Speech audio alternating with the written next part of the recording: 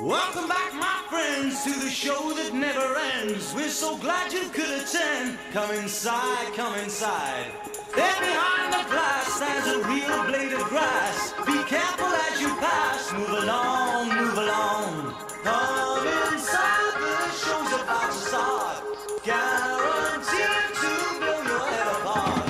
Rest assured, you'll get your money's worth. Really show, it happened hard and you gotta see the show. It's a dynamo, you gotta see the show. It's rock and roll, oh, right before your eyes. People laugh up from the skies, and he laughs until he cries, and he dies, and he dies. Come inside, the show's about to start. Guaranteed to blow your head apart. You gotta see the show. It's a dynamo. You gotta see the show. It's rock and roll.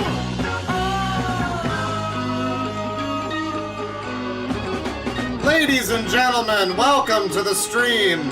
Today we have for you a very interesting situation. If you were never here before when we looked at cinematic Venom, you're going to cum your pants in delight today as we do just that.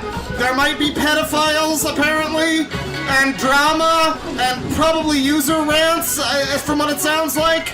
Get excited, everybody, because we're gonna watch it, and that means you also have to. Yeah! Channel Awesome references. Yeah!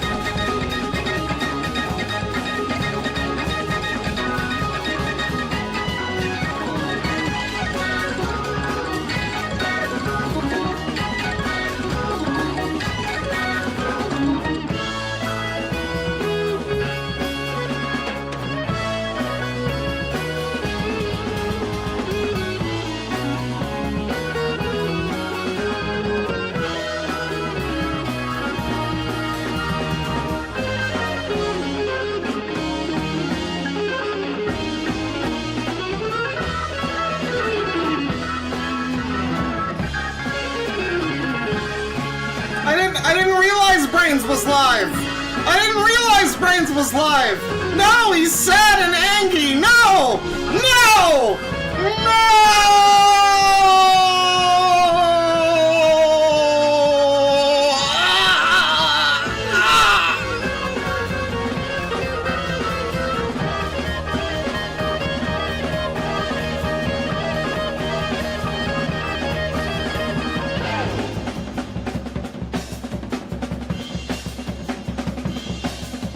Soon the gypsy queen in a glaze of Vaseline will perform on guillotine. What a scene, what a scene.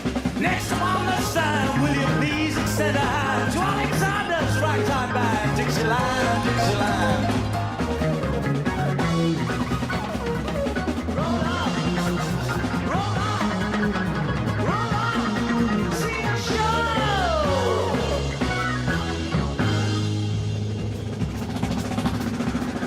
Performing on the stool, we've a sight to make you drool. 7 virgins out of you. Keep it cool, keep it cool.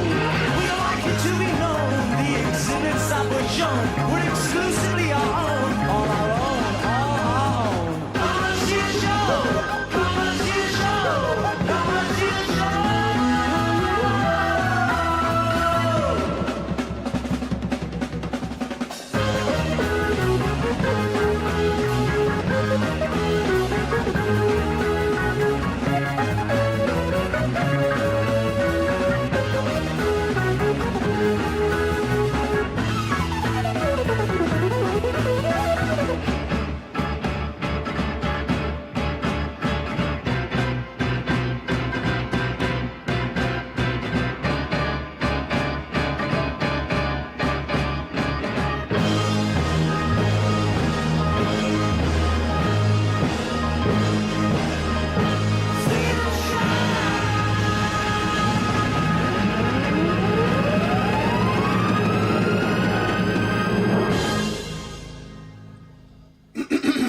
Well, hello everybody. Welcome, welcome. It's stream time once again. Yesterday was also a stream, but today we're doing a specialized stream. We don't do a lot of those these days. Most of the time we just do like general trash and it's like a grab bag. Whatever we find, it becomes like, that might become our new Lolcow or whatever. But we're going back to the bones on this one. A lot of you might know of Cinematic Venom. A lot of you might not, potentially, but he's a guy who really wanted to be like Nostalgia Critic.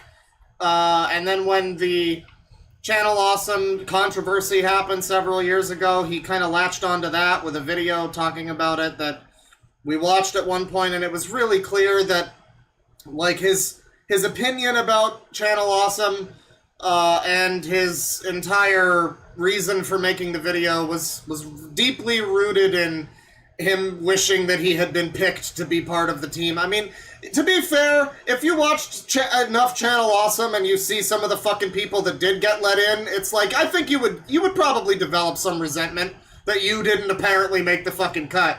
But he didn't, regardless.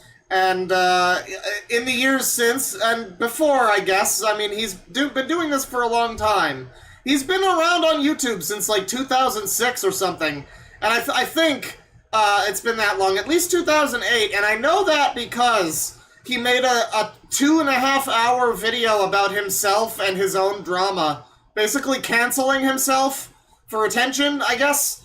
But besides that, he is an illustrious YouTube reviewer who called the Lord of the Rings trilogy gay for like 3 hours. No, seriously, I think it's about the length of at least one of the extended editions to watch him make fun of it and poorly interpret Lord of the Rings as being like gay and stupid. And I'm serious. That's actually he continually calls Frodo and Sam gay, and that seems to be like one of his criticisms. I think he's walked that one back since the Lord of the Rings review. But all this to say, interesting individual, storied, as they say.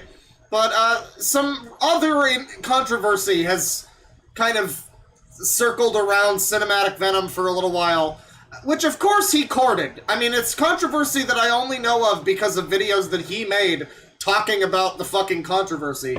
But somebody put together a whole playlist, and I thought it would be fun to take a look. This is months and months ago, maybe even like a year ago now. I had heard about some of these videos that he was making, and some of the drama-related stuff. He's, again, if this was to be similar to any of the things I just described, it would be the 2.5-hour cancellation video directed at himself.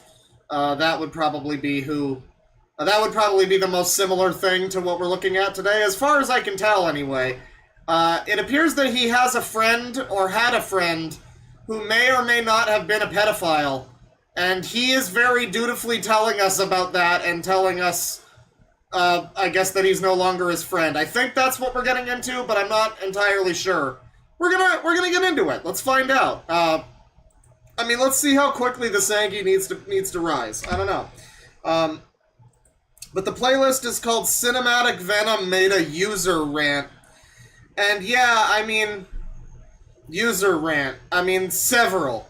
This is an 11-video playlist, and one of them is just about Bigfoot.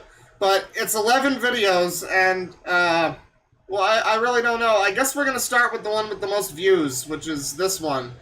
I was best friends with a pedophile. But I guess we should start in order, shouldn't we? I mean, are we going to get to all of this? Jesus, fuck. The last one's just about Bigfoot, and it's an hour long. Why is that there?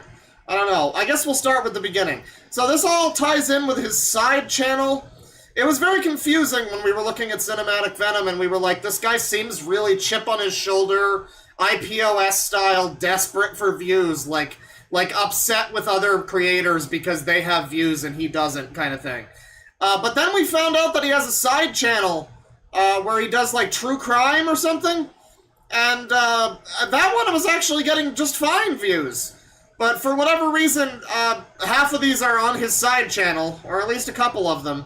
The pedophile one is on the side channel, so he's decided to irreparably tie that one into his own drama and everything, too. Like I say in the title, he seems to just be insistent on being a lolcow. Like, he could have very easily flown under the radar with a true crime channel. No one would have known it was him unless they recognized the voice, and even then it's like, well, true crime channel, you know, as long as he's doing what the content says on the tin, right? But, I mean, maybe this is true crime. I don't know. We'll get to that, I guess. That seems to be a later part of the arc, but well, let's start with this one. Maybe this begins with his friendship with this individual. I don't know. Is Blaze the movie fan involved? Oh my god, okay. Hello everybody and welcome to Seeking Answers. I do apologise for this. We will resume our sodding tic-tac. There we go. We've gotten it out of our systems. Normal episodes next week. This week is more of a video to sit down and talk about the channel, what's happened in the past and what's going to change going forward.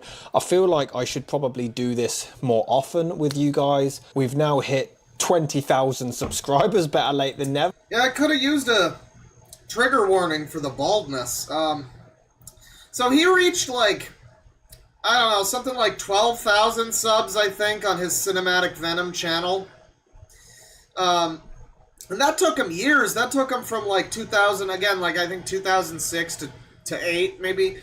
And he started out with like wrestling videos and Eminem parody songs about, well, not parody, but like Eminem style original songs about how he wants to kill his ex-wife or whatever.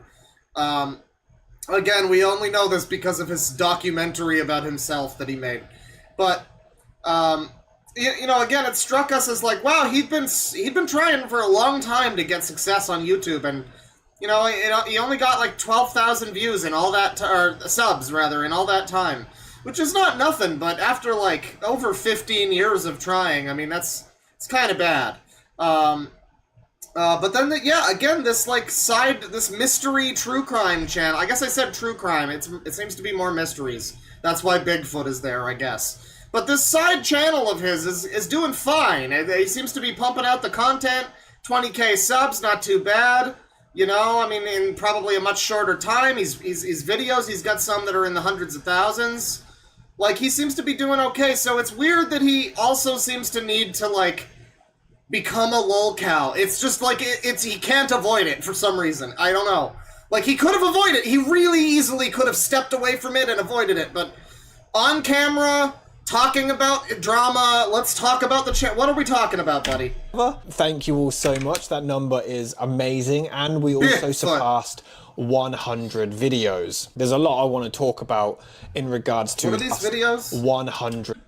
So we've got videos about wrestling again still. He loves wrestling. And for some reason, so this is, look at these views. Though, like, that's weird. So he had this one video that's like 2.5 hours long, again, about Vince McMahon, and it got 225,000 views in a month. Views proportionate to the video, the minutes on the video. You know, hour and minutes. And then the rest of these are all getting like sub 1,000. What the fuck's going on? Oh, this one got 12k up here out of frame. One of these has the Mark of the Beast, though, with 666, so maybe that's the problem. Videos. There's a lot I want to talk about in regards to the history of the channel, what's happened kind of behind the scenes, and like I say, what will happen going forward. It's crazy because the channel actually started back in 2017, and can we get him and Ghost Steve or whatever, what's his name? Ghost Doctor? Irate Ghost Doctor Steve. Can we get him to his name isn't even Steve, but Puppet Steve was the channel. Can we get Irate Ghost Steve to like collaborate with Seeking Answers? I think they'd have a lot. They'd have so many reasons that they would get along, honestly. On multiple levels, I think that would be a good collaboration. The original idea was to be mostly paranormal investigations. I started the channel when I was an avid believer, so I'm a big wimp in those. I was like standing down here because I don't want to go up here, and then I'm like, now I'm alone. The evidence I found was really, really cringy. We would later pick up this distressed voice, possibly saying, "I quit life." But it was a lot. What? Oh my god, it really is. It's like Irate Ghost Doctor. We might have to watch some of his actual unironic, genuine content on that channel, because it looks like it might also be pretty bad. A lot of fun. We need to do, I mean, like, October's coming up. We've done fanfic month and stuff, not fan, we've done, like, creepypasta stuff. And, you know, things like that, ARGs, whatever. I think the theme for this year, October, we're gonna do ghost videos. We're gonna look into the small-time Zach Bagginses. We're gonna do those Arab ghost channels that Mudahar was really into like a year or two ago. We're gonna get all up in the ghosts. It's gonna be great. Long after that, I had a friend join the channel, and we basically were doing our best to completely rip off Shane and Ryan, who were on BuzzFeed Unsolved at the time. They've since moved over to the... Wow, imagine ripping off people from BuzzFeed. That can't be a good... Man, own company, Watcher Entertainment, and we got a lot of comments kind of pointing that out. We were just, you know, the Wish version of Shane and Ryan. After that, I went solo, and I feel like really got my footing with the true crime kind of thing. And JonBenet Ramsey was the first episode, and views were coming in. People seemed to like what I was... This is interesting, though, isn't it? I mean, like, just stop for a second. I mean, decouple this from content. This is a guy effectively talking about how, oh, thank God I finally found success by exploiting, you know, the evergreen topic of this, like, girl that died, you know, 30 years ago or something. Like, thank God that girl died, or my channel wouldn't be doing so good right now. Oh, that got me so many views, bro. I don't know. I mean, just, like, I guess it's just true crime, whatever. It's fine. I'm probably looking too much into it, but, man, there's something about that. I don't know. Very Tell me more about the content, very particular, buddy. And people seem to like that style that I left no stone unturned. I would go as detailed as possible with every specific detail of every case. Even when I did things like 9/11, I would capture every single minute of what had happened, and people seem to really like that effort. However, maybe he put a lot of effort into these videos. I mean, you know, say what you will about people exploiting the JonBenet Ramsey thing or whatever other true crime case. I mean, I have listened to last podcast. If he's bringing something of his own to the table and, you know, delivering the correct information in a good way, then hey, I mean, I guess somebody has to fucking... You gotta learn... If you are going to learn about JonBenet Ramsey, who's to say it can't be from Cinematic Venom? Necessarily. I don't know, though. I mean, again, this is the guy who entirely fucked up the Like, this is the only person I've ever seen who not only thought The Lord of the Rings was bad, the movies... I think he also found the books boring, but he found the movies bad, and then he decided to make, like, a 3-hour video complaining about them. It wasn't even just, like, somebody like, oh, those movies are stupid, I don't like them, whatever, Frodo's gay. You know, you get that at whatever... Anybody would tell you that, any uninformed individual. But this guy went out of his way to be stupid. So, like, I mean, I don't know if I necessarily... interpreting media is different, though, from just delivering the facts of a case. Maybe he could do it. I don't know. Sometimes things will fall through the cracks. In the early days, like the first serial killer video that actually went up was Jeffrey Dahmer, but the first one I'd actually written was Ted Bundy, and I did get help writing some of those scripts, and some of the details I did get wrong. You also have to understand that I am a father of 2. I work full-time. So? I've got a fiance. Oh my god, why are these photos so stretched? Look at this fucking... Okay, I'm gonna say this as nicely as I possibly can. Your fiance did not need help being wider. I'm sorry, man. You know, there's a lot of research, as you can imagine, that goes... So he's got kids and a wife, so they're the reason why he can't make the videos better. Oh, I see. Fuck them, I guess. Into these. So those naturally, fuckers. I don't have the time to proof... Like, I do go over the script and I do my absolute best, but sometimes some facts will be... you know, go through the cracks, and I will miss things. So I can only apologise for that, and I will take on... There's a joke about going through the cracks involving his wife, but it's fine, it's fine. To improve with the videos going forward. As time went on, I tried my best to create a team on this channel. For a while, I did have a great editor who did an amazing job with some of the episodes, but they've kind of gone off and done their own thing, but I do appreciate all of their hard work. I also tried to put together a team of researchers and writers for a while. Oh my god, he's cloned himself. To make these videos together. What do you want to know? Do you want to know how to put this together as a business to get investment, or what? So basically, This is where I think I'm way in over my head. Brains, I didn't realize you were streaming. I'm sorry. I'm sorry, and I'm sad and angry at myself too. I am, but you know, there will be always other times to stream. I don't know. I don't know what to tell you. My bad.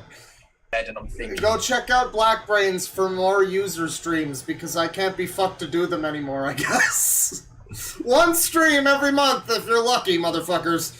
Black Brains, he's much more frequent with the streaming, so, you know. too big. I did some minor edits, but like I said in the chat, it's mostly the Rose West seems to be pretty thoroughly handled. When we do the Zoom calls at the end of the week, we can then be like, so this is what we've done. Oh, I've updated this script, or oh, this script is good to go. So I can then record the voiceover and start the edit and stuff like that. I'll just say this for you and I who Well, this is great content, dude. Thanks for letting me know about your team that you had. Yes. That didn't work out as none Yeah, it doesn't seem like any of you have any chemistry or anything, so, like, that makes sense. of the research or writing was actually getting done. So despite having a team, I was still doing it all myself. Guys, I can't believe he had to do everything himself because everyone else fucked him over. It's just like that last night when I was playing Halo and everybody else on my team was bad. I swear. I love what I do. And I kind of shut myself off from reality and really dive into these cases and do as much research as possible. And based on your reaction in the comments and stuff, you seem to really appreciate that, and thank you so much. It's something that we all obviously find this stuff really interesting and fascinating, and it's something that I absolutely love doing. I've always wanted to share this with someone else and to have... Jesus fucking Christ, name my band, B. This one doesn't want to be here, this one wants to be here a little bit too much, and this lady... She knows what Cinematic Venom did. She knows. She's aware of it. They're moving beyond it, and they're not going to talk about it any further. He's getting help for what happened. That's all that you need to know. Have kind of a team making content together, and that's why I got that team. And then last year I did. She saw everything. Channel she knows about the secret money. To try to not necessarily she knows about the split bomb. Workload, but add variety to the channel. But I have such a high standard and such a high work ethic that it's very difficult for people to kind of match that. It's very difficult to not only find someone. Oh my god.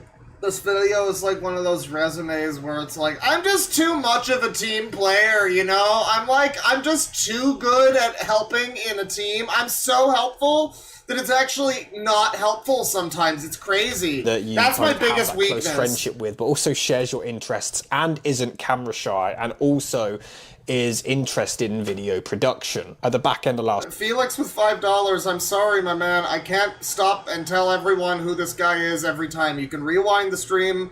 I had a detailed breakdown a little earlier. Go check it out. I did find someone who did that, who was helping me really, a great deal for personal... Who are all these jabronis? He has, like, a different crew of people in every shot. He's got, like...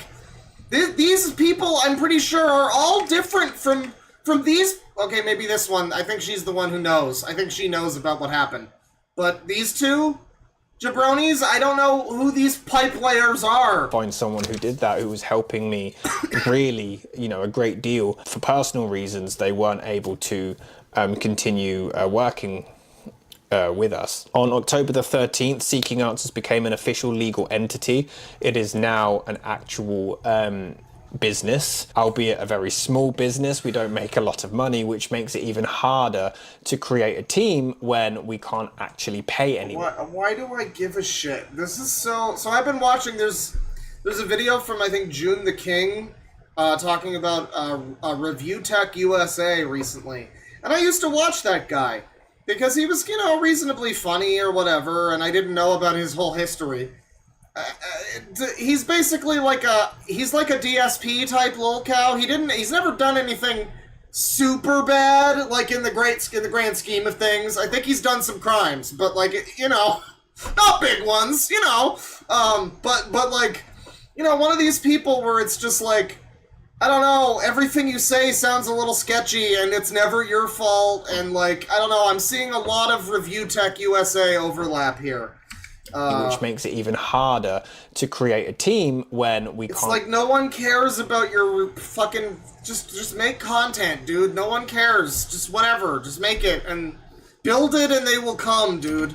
Actually pay anyone. The whole idea was to always bring people on board who love making content and are willing to do that for free and build this business into a What is his name? Anderson Henderson, The Lost Tapes. You're telling me he's the best undiscovered lolcow. You know what? You got me. You got my attention. You got my attention.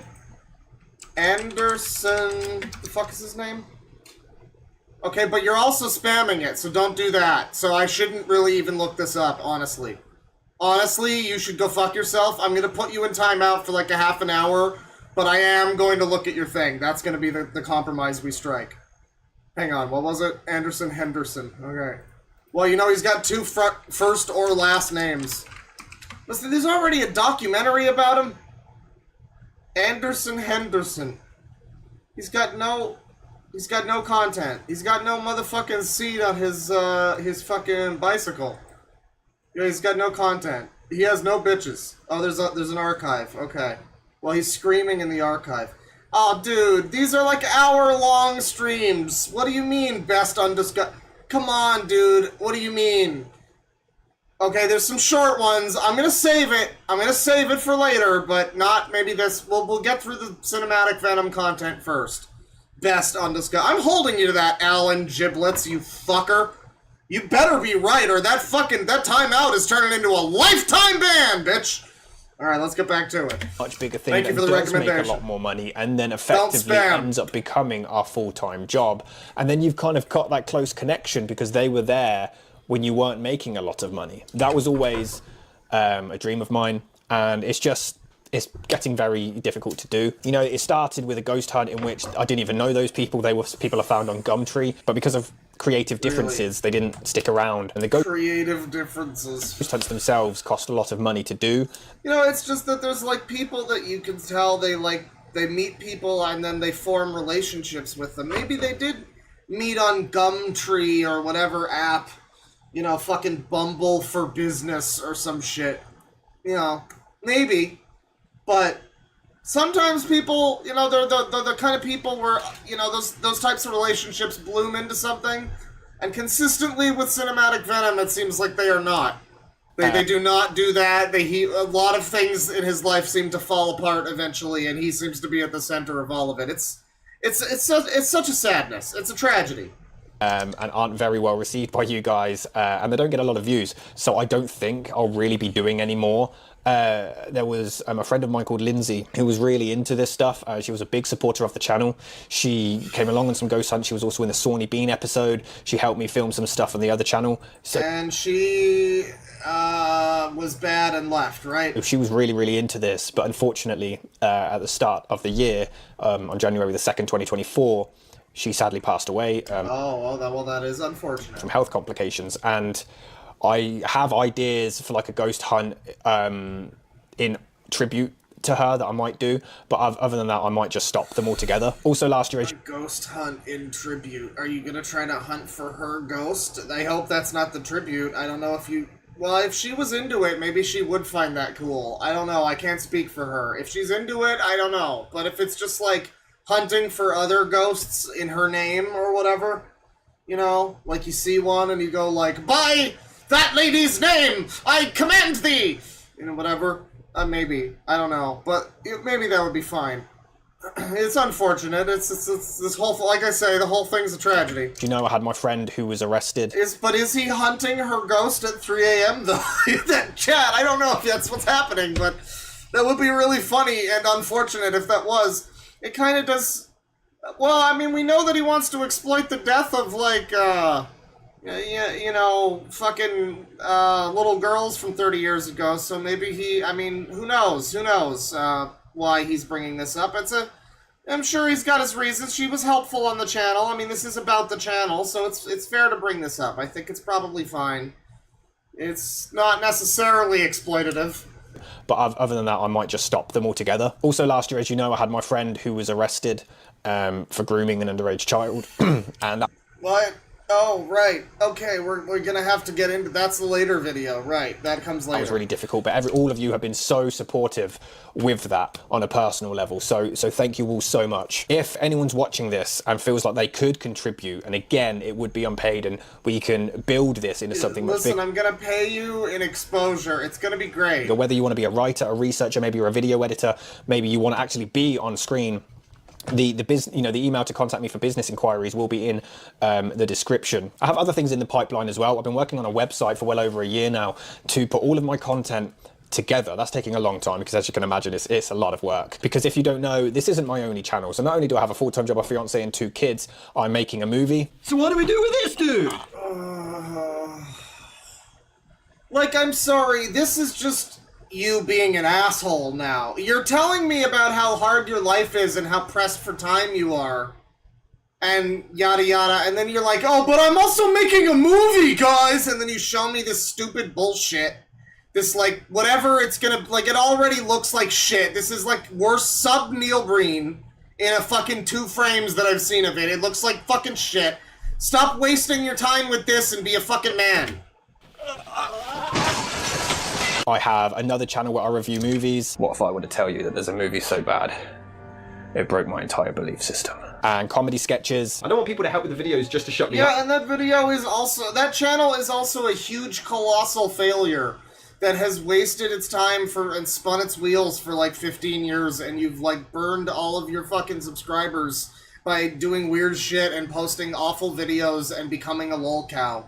So, like, even bringing that up, frankly, it's like, man, if you've got all these problems, then your best bet is to not tie your semi-successful, like, true crime mystery channel to this, where he actually looks right now in this shot, he actually looks like Neil Breen from the Who Am I? What Am I? Like, that scene. He looks like the Cade and Kale movie. This is unbelievable. I want people to help with the videos because they actually want to help with the videos, you know? Oh, sorry, I was only talking to you to shut you up. And gaming. Give up, I'll show you give up. I'm sick of this shit. Fuck you, game. I also make music. It's not about the cash, it's about the tracks. It's no matter, yeah, for the trap. Sick of the crap, that's what we shouts. Nothing but crap on every track. I make short films. Guys, he's a rapper, too. It's like, you know, they say to follow your dreams, but at a certain point, you also have to be, like, realistic, too, don't you? You have to just be like, okay, I can't do that. I can keep my head above water and rise to victory if I, focus. But he's just, like, music and fucking making, like, movies and 5 different fucking channels and, like, he's got all these different people he's hiring and trying to fucking make something happen, and it's just not really happening, buddy. It's not. Maybe go work at a Sears. Films or documentaries. I don't know if I can do this. But I'm not stopping till I collapse. Even if I feel I'm like... sure your fucking wife and kids are super happy about you doing all this dumb shit. This is like if... I wish Caddy was here right now, because this is Dark Universe Cadicarus. This is basically like Caddy if he was just like a fucking loser, just a fucking scumbag loser. Not a bully stream, but... This is basically like, and the England is such a small place, they're probably like 2 blocks from each other, too. You know? Like... It's amazing. My feet are going to snap off, even if I have to crawl, walk, whatever. I'm going to keep moving. And I also review wrestling. The grand, the unusual, and in today's case, the absolute shit. I have such a vast variety of interests that I want to take all of this in one. Like, Seeking Answers Productions Limited isn't just... Oh my god, Seeking Answers Productions Limited. Pick one, buddy. Just listen, you've already got the fucking user core name there with the fucking productions, so just... You don't need the limited. You know what? Add your date of birth. Add 2000 or whatever to the end of it. Make it like a fucking proper... What I produce it's on the not Seeking perfect Answers channel. yet. I want to create this big thing where it covers all of it, and that I can cover movies, music, video games, wrestling, and the true crime and paranormal. This is something that I really want to build, into this huge thing. And I just wanted to do this video to kind of talk about that. If anyone knows anyone or is interested in helping out, then drop me an email and we can discuss things further. I also want to discuss Patreon. You know, I had Patreon for a while. The issue with Patreon is that because, I mean, I make 4 videos a week on both channels. And as you can imagine, with a fiance and 2 kids, that's ridiculously difficult. So he's probably spending like no time with his family then if he's making all these shitty videos, and then he's also trying to make like a fucking movie or whatever he claims he's making. Like he's shotgunning content. I mean, we've got history of Hitler, we've got Bigfoot fucking mystery bullshit, we've got true crime, we've got vaccine autism videos, we've got Vince McMahon. I mean, pick a fucking genre, dude. You got a video about yourself down here, come on. Difficult to maintain. I'm very proud of the work ethic and the fact that I've been able to maintain that upload schedule for so long. You know, last year Seeking Answers was on every 2 weeks. This year we've been doing it every single week, and it's crazy. So to do that amount of work It's and then amazing. also try to find time for Patreon exclusives is damn near impossible. I don't have the time to make all of these and go to work and spend time with my family and make exclusive content on top of that. So stop making your dumbass personal shit that no one will care about but you, and your friends and family will politely clap and look at their phones while you're showing it to them.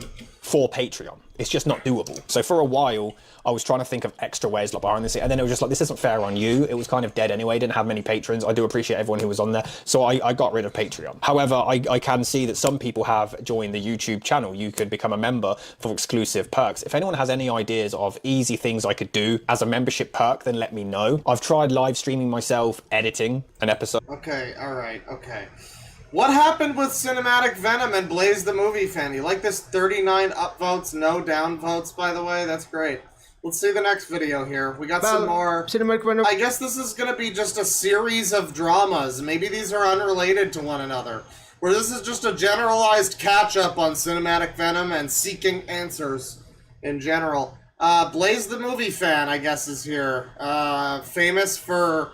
Alex D. Lion, I think, and also was he Mario pissing as well, so prestigious individual. Well, Cinematic Venom, I'm not sure if you still feel this way 34, but if you do, I just want to say this. Fuck you back, cunt. Well, it's been a while since we've got some YouTube drama, and this is something that should have realistically be kept as like a private email, but apparently we're now doing this publicly. For those unaware, Blaze the Movie Fan came out with a video entitled, "Did Cinematic Venom Betray Me?" And the short answer to that is simply no.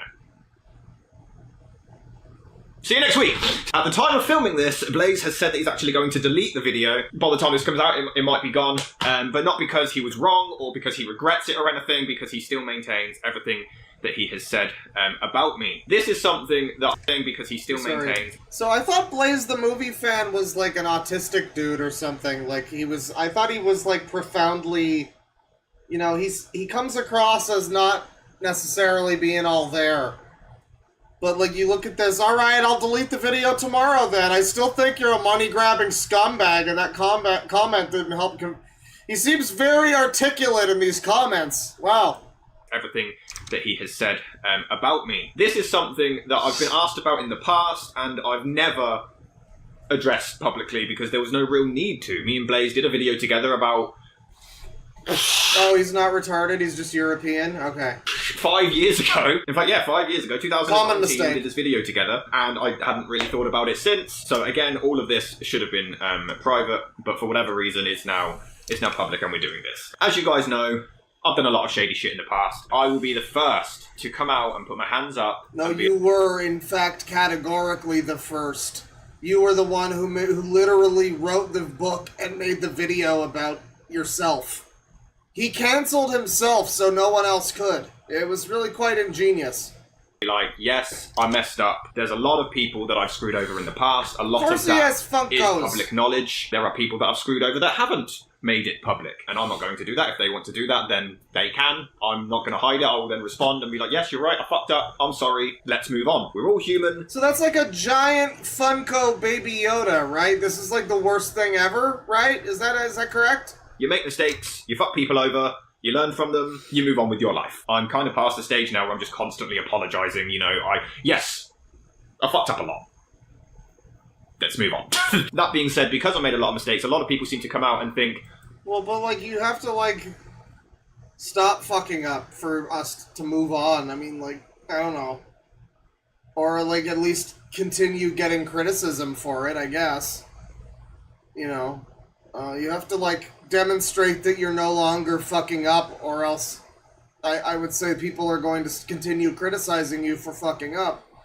You haven't really done that, so I mean, I don't know. That they can now accuse me of fucking them Welcome, over for the most mundane Richie86! things, which is, unfortunately, where Blaze falls into that category. For a quick refresher, in 2019 we did a review together of the 2010 remake of A Nightmare on Elm Street. Trust me, it's the worst remake I have ever seen. Okay, well, I guess we'll give it a go. Blaze also blamed me for revealing his real name on IMDb, which he was trying to keep private. And by the way, fuck the cunt to use my actual full name in the credits of a IMDb page. So, you could barely make him out. Is that the European, or is that the... Trying to keep that private. I have quite literally nothing to do with the IMDb stuff, other than The Dark Knight Stumbles. That was the only Cinematic Venom affiliated IMDb page that I specifically set up. I don't know why we should believe this guy. He seems very... I mean, it's your word against his, really. I don't know why I would believe you. You're a shady... You're like, I've done a bunch of bad things, but let's move on from that, and this is why I didn't do anything bad here. Like, well, I don't have any reason to believe this.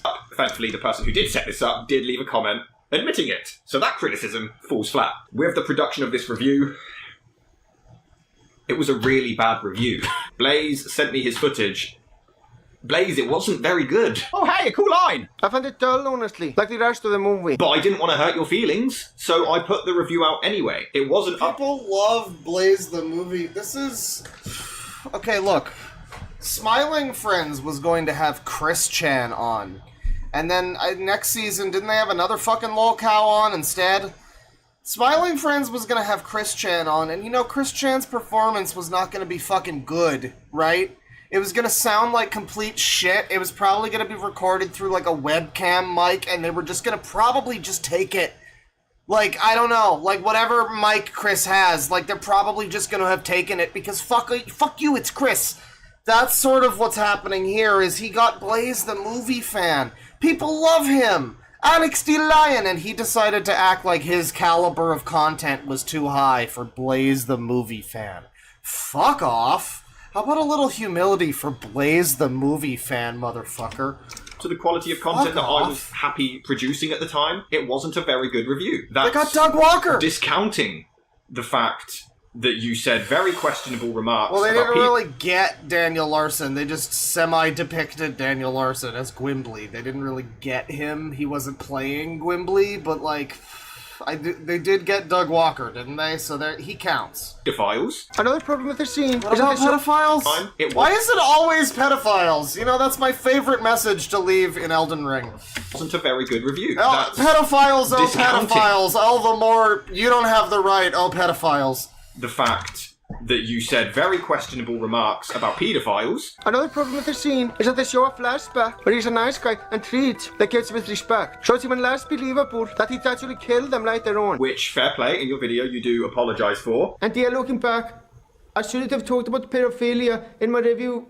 Don't worry, buddy. I'm sure no one can understand what you even said. Like, I would have had to rewind it like 3 times for us to figure it all out, so it's fine. Don't worry about it. With him.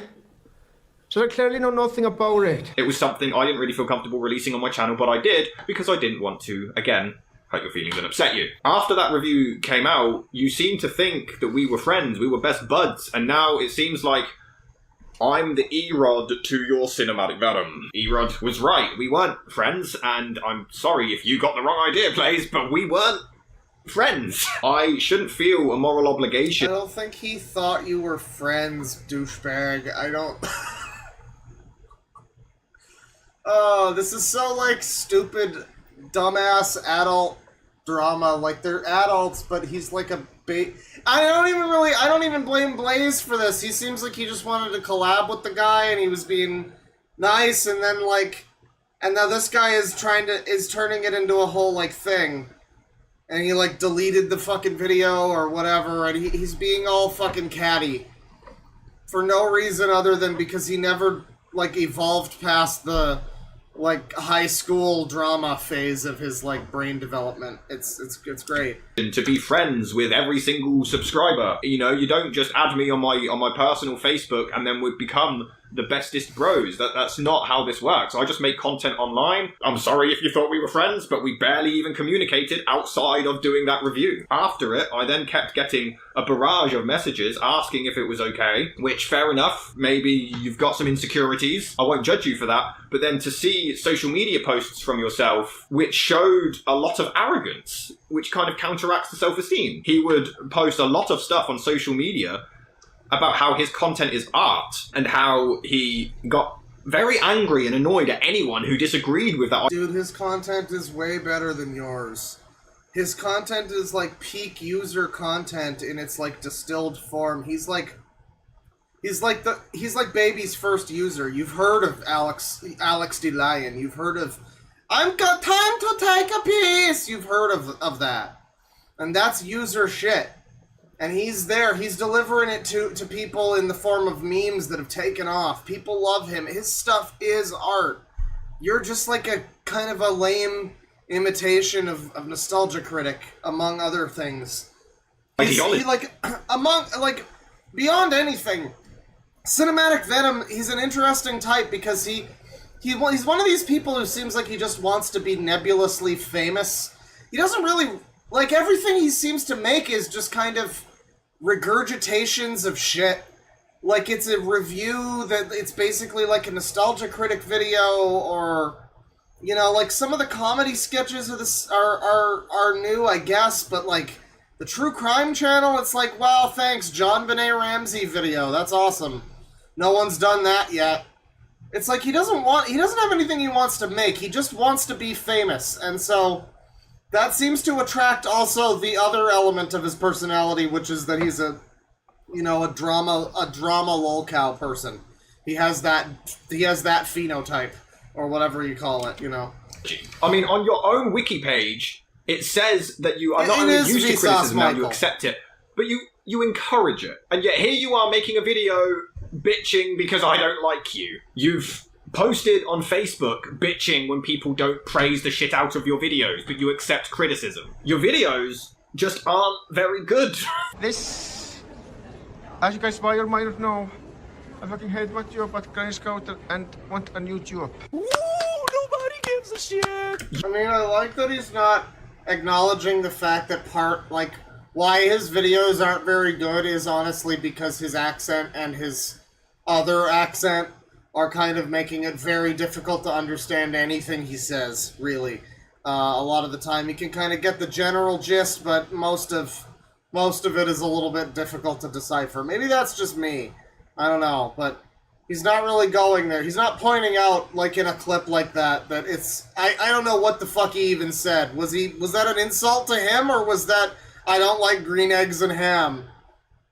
I don't know. You do responses to other people's reviews, but you add absolutely no input whatsoever. First of all, I absolutely fucking love how the lines in the Toy Story movie aren't being parodied here. Fucking genius. But because you did videos complimenting me and praising my content, I'm now obliged to owe you something? Like, I appreciate... This is also like one of those genre... It's the genre of video where it's a guy who's responding to someone who he has no reason to respond to. I mean, like, let's be real here. I mean, Blaze the movie fan, I mean, people like him, but also, like, he's... You know, you've got a wife and kids and whatnot, don't you? You're gonna get involved in a user drama? Is that what you're doing now, buddy? You're getting into a... Like, when you go to bed tonight and you're getting into the covers with your fucking wife, are you gonna be like, just Blaze the movie fan has really been getting under my skin today, honey. You want to have some spotted dick tonight before bed? You know, I don't know, whatever British people do. Like, it just seems like that's not something you should be doing with your time as a man with a wife and kids, you know? Appreciate the support, but it doesn't mean we need to have slumber parties and video calls, and you have my undying gratitude. That's really not how that works. If it was, then I'd be going down the pub with Eminem next week. You can't make videos on the internet and not expect some kind of criticism or negativity. It's just not going to happen, and that's something that I went through that I had to learn the hard way. I am beyond fucking pissed, looking back, that he told people behind my back. Fuck, Blaze. Where's this come from? I just found you annoying. I'm sorry. With your arrogance on social media, your constant messages, I just unfriended you. So when people are saying, what happened with you and Blaze? That's literally... Well, I already had it at 1.25. I thought... I was like, oh, I better turn it back up to extra speed. No, I was already at extra speed. No. Yeah, we made a video together because Now I it's felt too bad. fast. And then That's too I fast. deleted you on Facebook. That's quite literally the extent of it. Over the years, did I tell people, fuck Blaze? Yeah, I did. It wasn't behind your back. There was no need for me to come out in public. So you're just like a drama bitch. That's like unnecessary. Why was that? Does that need to come up? I mean, why fuck Blaze? Because he was. So what exactly did? This is like the user rant. It really is the user rants of yore. Because we're trying to unpack why this man, just like SSG before him, is so upset at these gosh darn guys, these users, these fucker users. And it seems that the reason in this case is that he was like a little bit maybe insecure and clingy, but also he was boastful about his art publicly, his videos, and you didn't think his videos were good enough. So, I mean, that's not really a reason. But then also, what else was it? Was he also being what else was it? The attention. This user is also the opinion basher. You know, yeah. And say that I didn't enjoy working with you. There was no need for that. If someone comes along and says, oh, Blaze said that he thinks you're a cunt, I'll be like, cool. Obviously, it would bother me if it was someone I was really close with, but we were never close, dude. I was asked, is there anyone I would... I can't believe this video is so long. How is this going to continue being so long? What's this post? There's a post here. What is it? Let's show me the post. Show me the money. If I don't like you, how does it affect your life, dude? One other point that I want to acknowledge here is that you've called me a money-grabbing douchebag. I mean... Scumbag. If I'm a money-grabbing douchebag, I am the brokest money-grabbing douchebag ever. Blaze, it took me 11 years to get a payment from YouTube. If I'm only in it for the money, which you've alluded to in the comments of the video, that's a lot of patience. 11 years without getting a penny. I don't think that's necessarily true. I mean, just because he... Well, I mean, okay, so... People spend a long time trying to chase the dragon. And I mean, you got, like, a taste of it here and there. And Channel Awesome was a thing. I don't think it's necessarily unrealistic to think that someone might have just been like, if I make one more video, that'll be the one, and then Doug Walker will invite me into the team, and we'll have lunch together, and I'll get to cuddle him. You know, like maybe parts of that are a little unrealistic, but like, so, you know, the general gist of that, I think, is not so crazy to think that someone would do that. But, I mean, especially considering you're the type of guy who's like, you're also making this like movie thing. I don't know. See, it's weird because it's not like he doesn't. He has a point where it's like he did spend a long time doing this to no avail, and I've pointed that out. We've talked about it. You and I, chat. We've talked about this. You and I. We've had discussions in the past. We've written loquacious letters back and forth about it. I know. So yeah, I mean, maybe he really does want to make something, but he just, like, has no personal voice. He has nothing to say or really anything nothing really to make. Like, he doesn't have any ideas or creativity. Maybe he does want to make things. Maybe that's part of it, but Yeah, he just isn't very good at it. He's just not very fucking good at it, is he? Never I mean, we've listened to his rap before, so yeah, you know. said, I'm only in it for the money. Emphasis on the word only. I am working to build this into a... Okay, alright, yeah, okay. Thank you, Mr. Cinematic Venom Fan 2005. So now we have a 30-minute video called The Truth About the Movie Doctorful.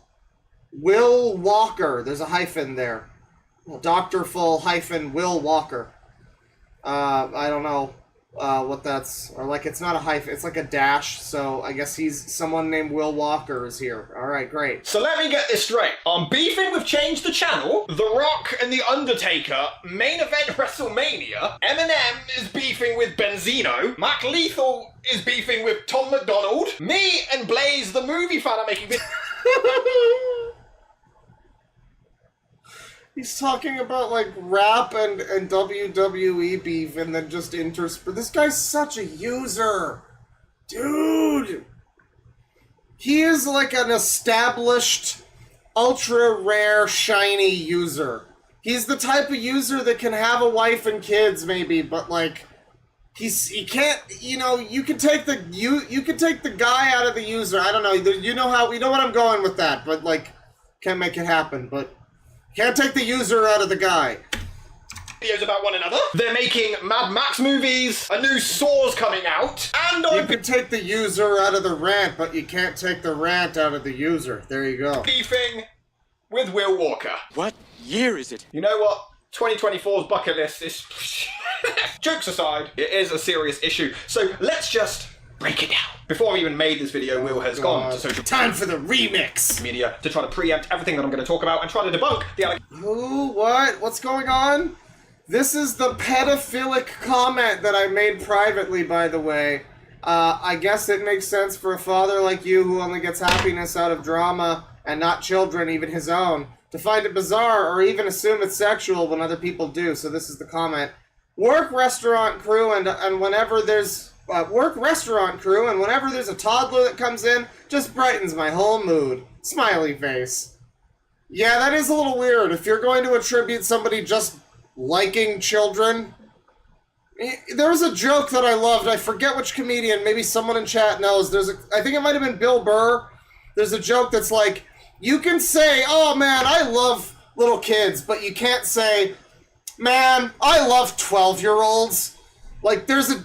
You know, yeah, it's a toddler. Somebody likes a toddler. What the fuck's wrong with that? You like babies. That's fine. That's a very normal trait for people to fucking have. To look into that as being pedophilic in nature. What's going on here? What's going on here, Venom? Tell me, Venom! Tell me all about it, Venom! Has gone to social media to try to preempt everything that I'm going to talk about and try to debunk the allegations that aren't entirely true. Because Will's favourite game in the history of games is Twister. He will take something and just completely turn it out of context. And he's also an absolute professional at moving the goalposts. So I am fully predicting... Well, I have no idea who this is, and I'm only getting your side of this again, so fucking wow and amaze me, buddy. You know, I have no reason to believe this other guy, so, you know, maybe it'll be in your favor this time. I don't know. Maybe. But you're going to get a 45-minute response to this, where he dodges absolutely everything I say, and then just turns it around and says, well, what about you? I mean, he's already started that. He's heard some of the things that I'm going to talk about here, and instead of countering them, instead of explaining himself, he just says... You picked the wrong fucking day. Death threats? Okay. Well, you did this bad thing, so... I mean, you doing this bad thing suddenly takes away the bad thing that I did. That's... Will, never go to court.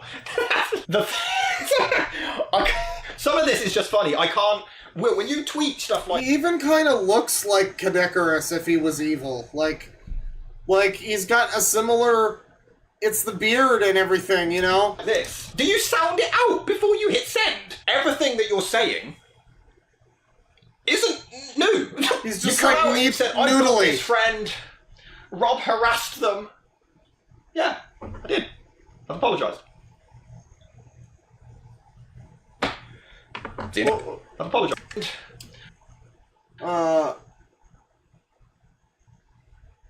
He was calling her a baby killer.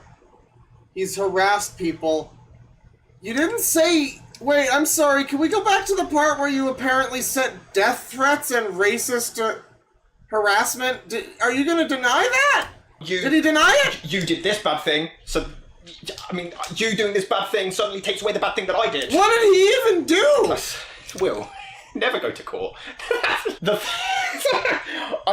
Some of this is just funny. I can't... Listen, I love Caddy. That's why I'm saying this is evil Ked Icarus. That means Ked Icarus is good Ked Icarus. This is just unfortunate. He's got the whole wife and kids situation. He makes reviews on the internet. He's just the worst version of that in every way. Will, when you tweet stuff like this, do you sound it out before you hit send? I don't know what he did, though, this other guy. No. You've come out and you've said, I've got this friend. Rob harassed them. So, like, you're admitting that you did this. What did he do? We're only 2 minutes in, but what else? I guess we got fucking 29 minutes to go, motherfuckers. Yeah, I did. I've apologized. Yeah, I did that shit. Alright. See you next week. You're not saying anything new. I did. I wish the video did just end there. Like, it would be a perfect, 2-minute video, basically. You could end it right there. That would be more of a mic drop. That would be so great. Yeah, I did that shit. Fuck off. And then just end the video with the San Andreas Mission Complete music. That would be great, but no, unfortunately, we got several more minutes of this. A whole video pointing out what I've done. You're right, Will. If that's... Your stupidity killed Hermione. If that's what you want to hear, Will, you win. Funko killed Hermione. Good. I don't understand how you cannot realise the hypocrisy. Because I point out shit that you've done in the past. Horrific shit that you really don't want. You really... Does the shirt say something about feminist? Really? I did. What does that shirt say? In the past. Horrific shit that you... Something menaced the world? You really don't want... You really... Really... Oh, Main Street, okay. Really? I did warn you. You carried on. Really don't want public. But because your ego is so strong, you can't not have the last word. Kind of like me, but I can admit it. So you still had to argue, and now here we are, and it's coming out in the open. You have... Oh, I forgot there was a time when we watched this guy, and we were coming back to his content after a while, just like we are today. And there was a video that he made that was some sort of again, just like him creating drama around himself and making a video about things that no one cares about, and drawing attention to it and making himself a lolcow, basically. And he had this, and he started the video with a 5-minute montage of him. Him driving and other shit alongside music from Bo Burnham's Inside. So it was goodbye, farewell, however that song goes, And I think Problematic was there. It was another one where he was basically canceling himself or whatever. So I just forgot about that until right this moment. And, I thought that was worth sharing with people in the back who didn't get to see that one. He's a special case, this cinematic Venom. He thinks Lord of the Rings is gay and stupid, and and he really hates Doug Walker. All sorts of great opinions, These things that you have done in the past, you say, well, that was years ago, I've changed, but then in the same breath, attack me for things that I've done in the past. So you're allowed to have changed, but I'm not. The problem is, I've actively and publicly and privately shown growth. Me against the world. Oh, it's Tupac. It's a big Tupac face with me against the world. Yeah, okay. That's what it is. It's he wore a shirt to... God, dude, that's cringe. Yeah. You're I'm gonna tell him I'm gonna wear a funny shirt to really send him a message. Yeah, it's you against the world, buddy. You're just like Tupac and Eminem and all those other big people that you were talking about beefing with each other. Fucking The Rock or whatever.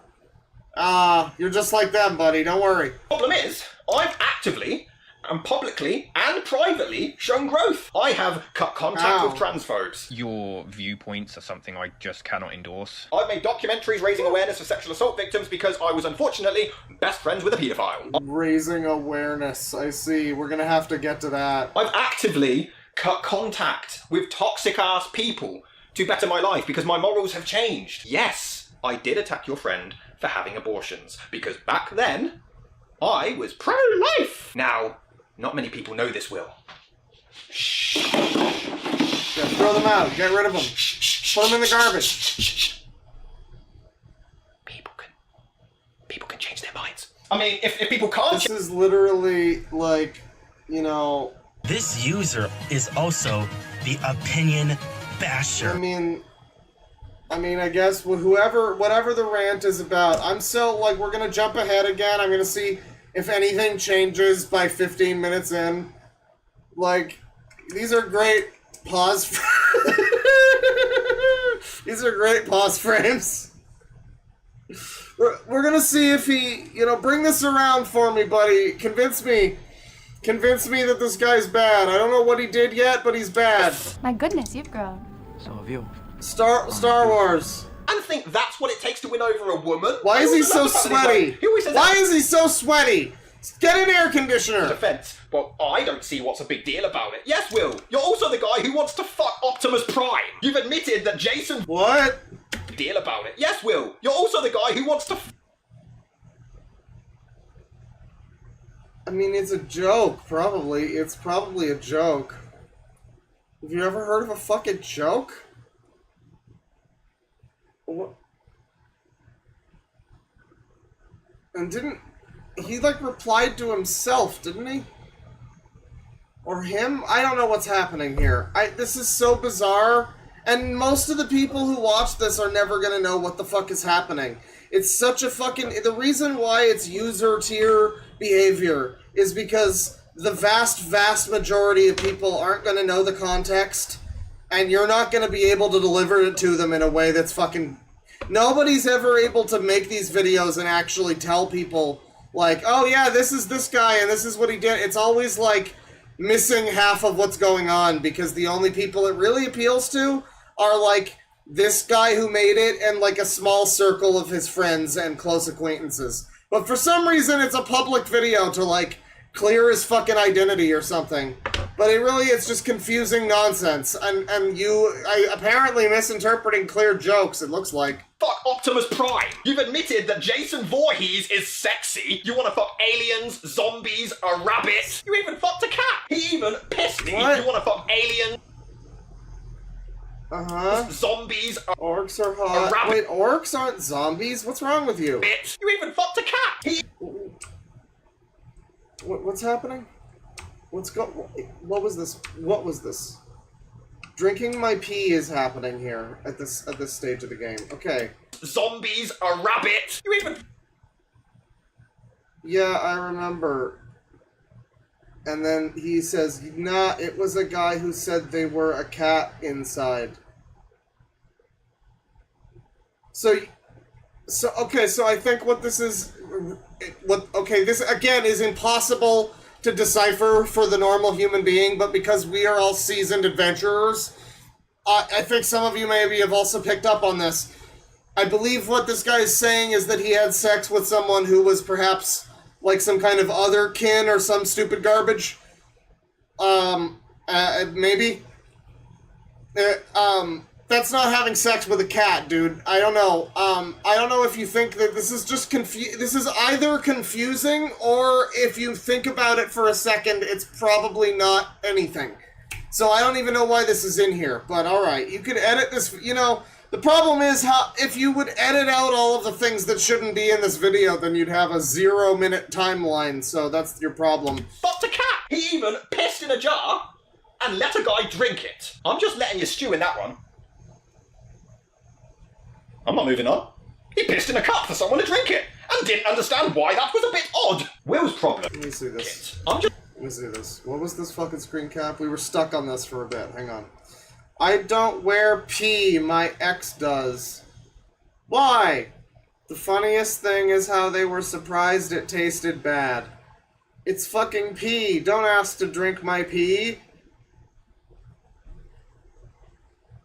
Why are we getting this information? Like, why were you in contact with this weirdo?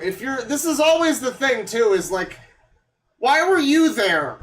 If you knew this guy and he's like talking about this stuff, why are you in this conversation to begin with? It looks like you were talking about it of course these are out of context. This is like every fucking trick in the book. You know, to make a video like this where it's like confusing nonsense that's trying to like manipulate a narrative or whatever. But it's like it looks like there was a conversation happening. Why were you talking about pee with this guy? I guess. What is happening? Drink it. I'm just letting you stew in that. Where pee? I'm not moving on. He pissed in a cup for someone to drink it, and didn't understand why that was a bit odd. Will's Well, no, they didn't. They had consensually agreed to drink it, and then just said it was they didn't like the taste. That's completely not what happened. What are you even saying? I love these videos where it's like an expose on someone, but then they just literally just spout nonsense, and they show like a screen cap, and then they just say some shit that's like vaguely related to what's happening in the screen cap. Sort of, but like 90% it isn't. And it's just like they hope you don't pay too close attention, I guess. We see that so often. Like people, I don't know if they're convinced of what they're seeing here, or if like it comes across as he's trying his best to find something that he can use against this guy, and it seems like he doesn't have much. It seems like this is very weirdly cherry-picked to such an extreme where it doesn't even, there's nothing that you've even picked. You've squeezed all the berries, sir. problem. Cherries, berries, I don't know. Because he doesn't listen Cherries, to voice notes, berries! he doesn't listen to messages, he doesn't listen to tweets, he doesn't listen to friends unless they lick his asshole. And that's the problem. This behavior from him is because everyone around him... We really need this clip sped up with a get real on top. We need this, like, past just 10 seconds of him, like, ranting and... I mean, just... This is an extreme mega killer rant! Just, you know... To voice notes, he doesn't listen to messages.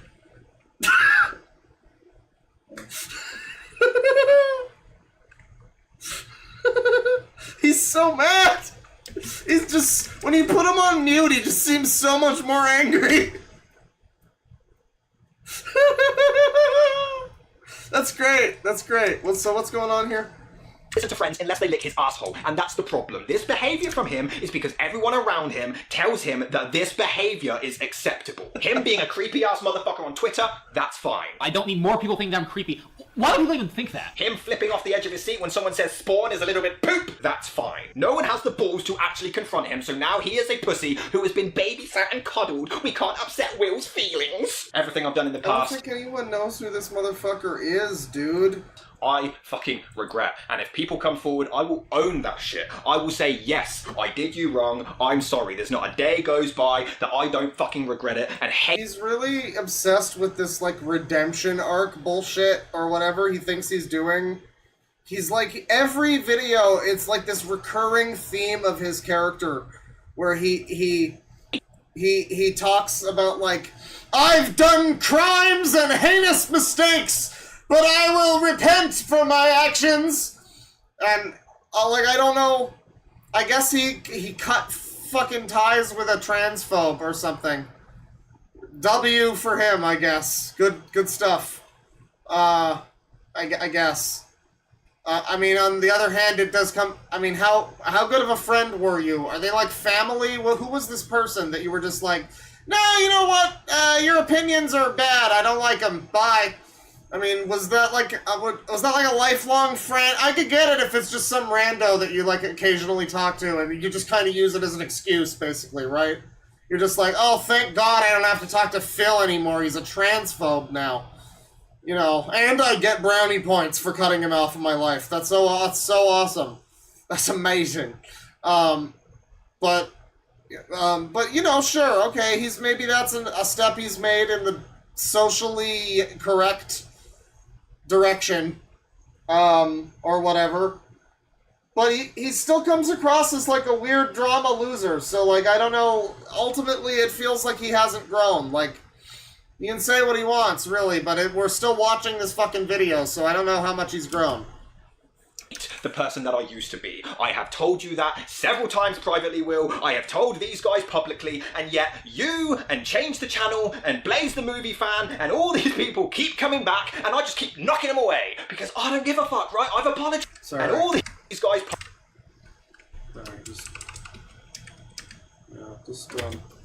Hang on,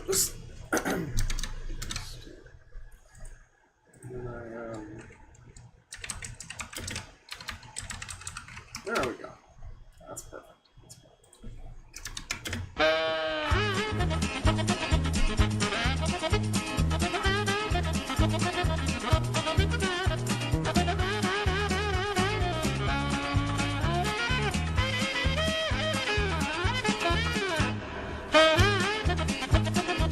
Oh, yeah.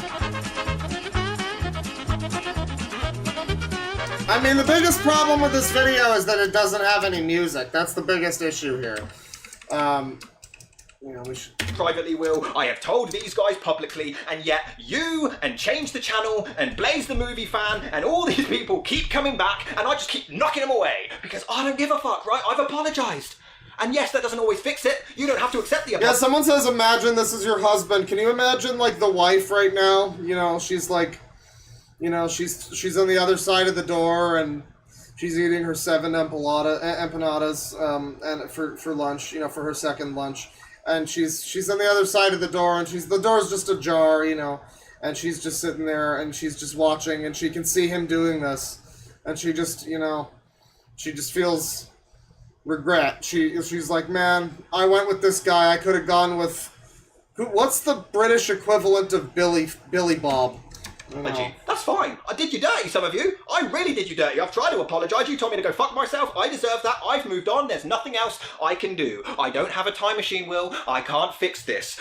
So you just need to fucking move on and find... Well, I will say he has a wife, and I think she has the kids. I guess he's the what do you call him, stepdad? He's one of those, because he had a whole situation before where he had a whole, what do you call him?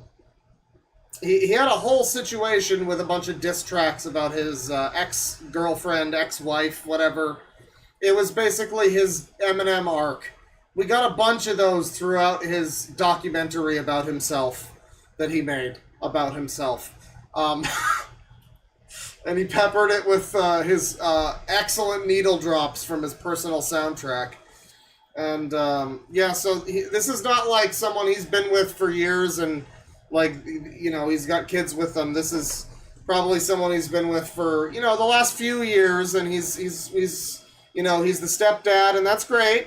But, you know, for anyone to think that, like, I don't know, they're not like high school sweethearts or anything. Like, this is a storied history. He's had many diss tracks, so... The hobby, which is very weird, because about a month ago, you and I were fine, and now all of a sudden you hate me with all this pent-up rage. This is so great. I love these animations that he's doing. They're great animations. So that's the truth about the movie Dr. Full, whatever that means. I don't know what that means, but sure, that's the truth. Now we have addressing Change the Channel. He's got more videos addressing his controversy. It's gonna be great. It's gonna be great. This is the last time that I'm gonna do this. No, it isn't, buddy. How much I don't. Come on, buddy. Miss social media. Other than a private Facebook, not on social media. Don't have Instagram, don't have a Cinematic Venom Facebook, don't have a Twitter account. Anyone who's on social media claiming to be me isn't me. But apparently, that isn't the problem here. I find it quite sad that certain people find it so shocking to believe that I have friends. In fact... he is a weird stalker. I want him and his weird friends like you to go away and leave us alone, says Allison Pregler, the woman who, like, tried to get a woman and her baby evicted from a building, allegedly, because the baby was crying loudly while she was trying to have her acting moment in To Boldly Flee. Allegedly that happened. Also allegedly faked most of that document against Channel Awesome for attention. And e-fame, but allegedly, allegedly. Some of these tweets, they acknowledge that I have friends, but then, and their exact wording is, oh, you just so happen to share the same interests and live in the same local area. Yeah, why is that so difficult to believe? This is my friend Craig, who I have mentioned before. He literally has to make a video dispelling the rumors that he doesn't have friends. God, dude, it's never been more over. And have provided screenshots to prove isn't me. But it seems like this is the only comeback that these people have. When they're backed into a corner, they just say, it's me, as if everything he's saying. Here's Mars Girl, another one of the big faker. I mean, another one of the big people behind the Change the Channel document. This is definitely you, Cinematic Venom. Stop making alts. That video is one big pointed attack just because the people you were talking to didn't feel comfortable with you stepping in, and you know it. I did like you, but this is too much. You've got to fucking stop. And then you froze! Saying now is completely irrelevant. I'm only doing this video because I just really want to address you three people in particular: Alison Pregler, Linkara, and Marsgirl. Basically, welcome back, Alan Giblets. Your recommendation better have been a good one, or you're gone forever. No soup for you. But thank you for the recommend. It does look like it might have something there. We'll see. Not right now. Someone claimed that a lot of the Google document was disowned by Change the Channel members, which... Wow, this sure is a thing that has zero basis in reality. And this is, well, for instance, did you know that the Not So Awesome document has been disavowed? Okay, so this is... I guess he is, like... I think he has adjusted to be somewhat more in the camp of the Change the Channel document being kind of full of shit. But again, I think it's because he wanted to be part of Channel Awesome or something. I'm not sure. But... yeah, I guess he's pressing the issue about Change the Channel being kind of a lot of bullshit. Reminder that Jew Wario is by all accounts not a pedophile and has been slandered for years. He is at most like drink spiker kind of sex predator, but not a pedophile. You know, it's a little fucking insane what they've done to him and his legacy as an upstanding as an upstanding, you know, self-respecting sex predator that he is. You know, and I have to say, frankly, as a sex offender, I'm quite surprised by this. Isn't true. Someone then mentioned my name, and it spiraled off into this tangent of an entire Twitter thread by people who claim that they're over it before doing, as I said, a multiple Twitter thread. Man, I ain't reading it's been all that 5 shit. years since the Change the Channel movement began, guys, and it's been 4 years, basically, since it ended. What are we doing here? Just reading through this Hey, thread, Big Jack, you're here can see just that in there's been time. no personal growth from you Big guys Jack, whatsoever. You're you still... know, I've said that this is like Dark Universe Cat Icarus. Well, this is like Dark Universe Big Jack in a lot of ways, too. You know, clearly someone who was inspired by Channel Awesome, but gone down a sinister path, using his powers for evil. If you're not familiar with him, Big Jack, you might like what you find, or you might be horribly shocked. Blocking people who don't disagree with you, you're still having emotional outbursts on social media, and all jokes aside, I'm genuinely concerned and do feel sorry for you. Furthermore, Alison, you've gone through this thing where you're still pointing out things that I have admitted I am wrong in. I made racist remarks. You're right, and I shouldn't have. I've apologized for that. When I started, people didn't watch me, so I could say and do whatever I wanted. I was young and I didn't really give a shit. A lot of it was my own actions in the past.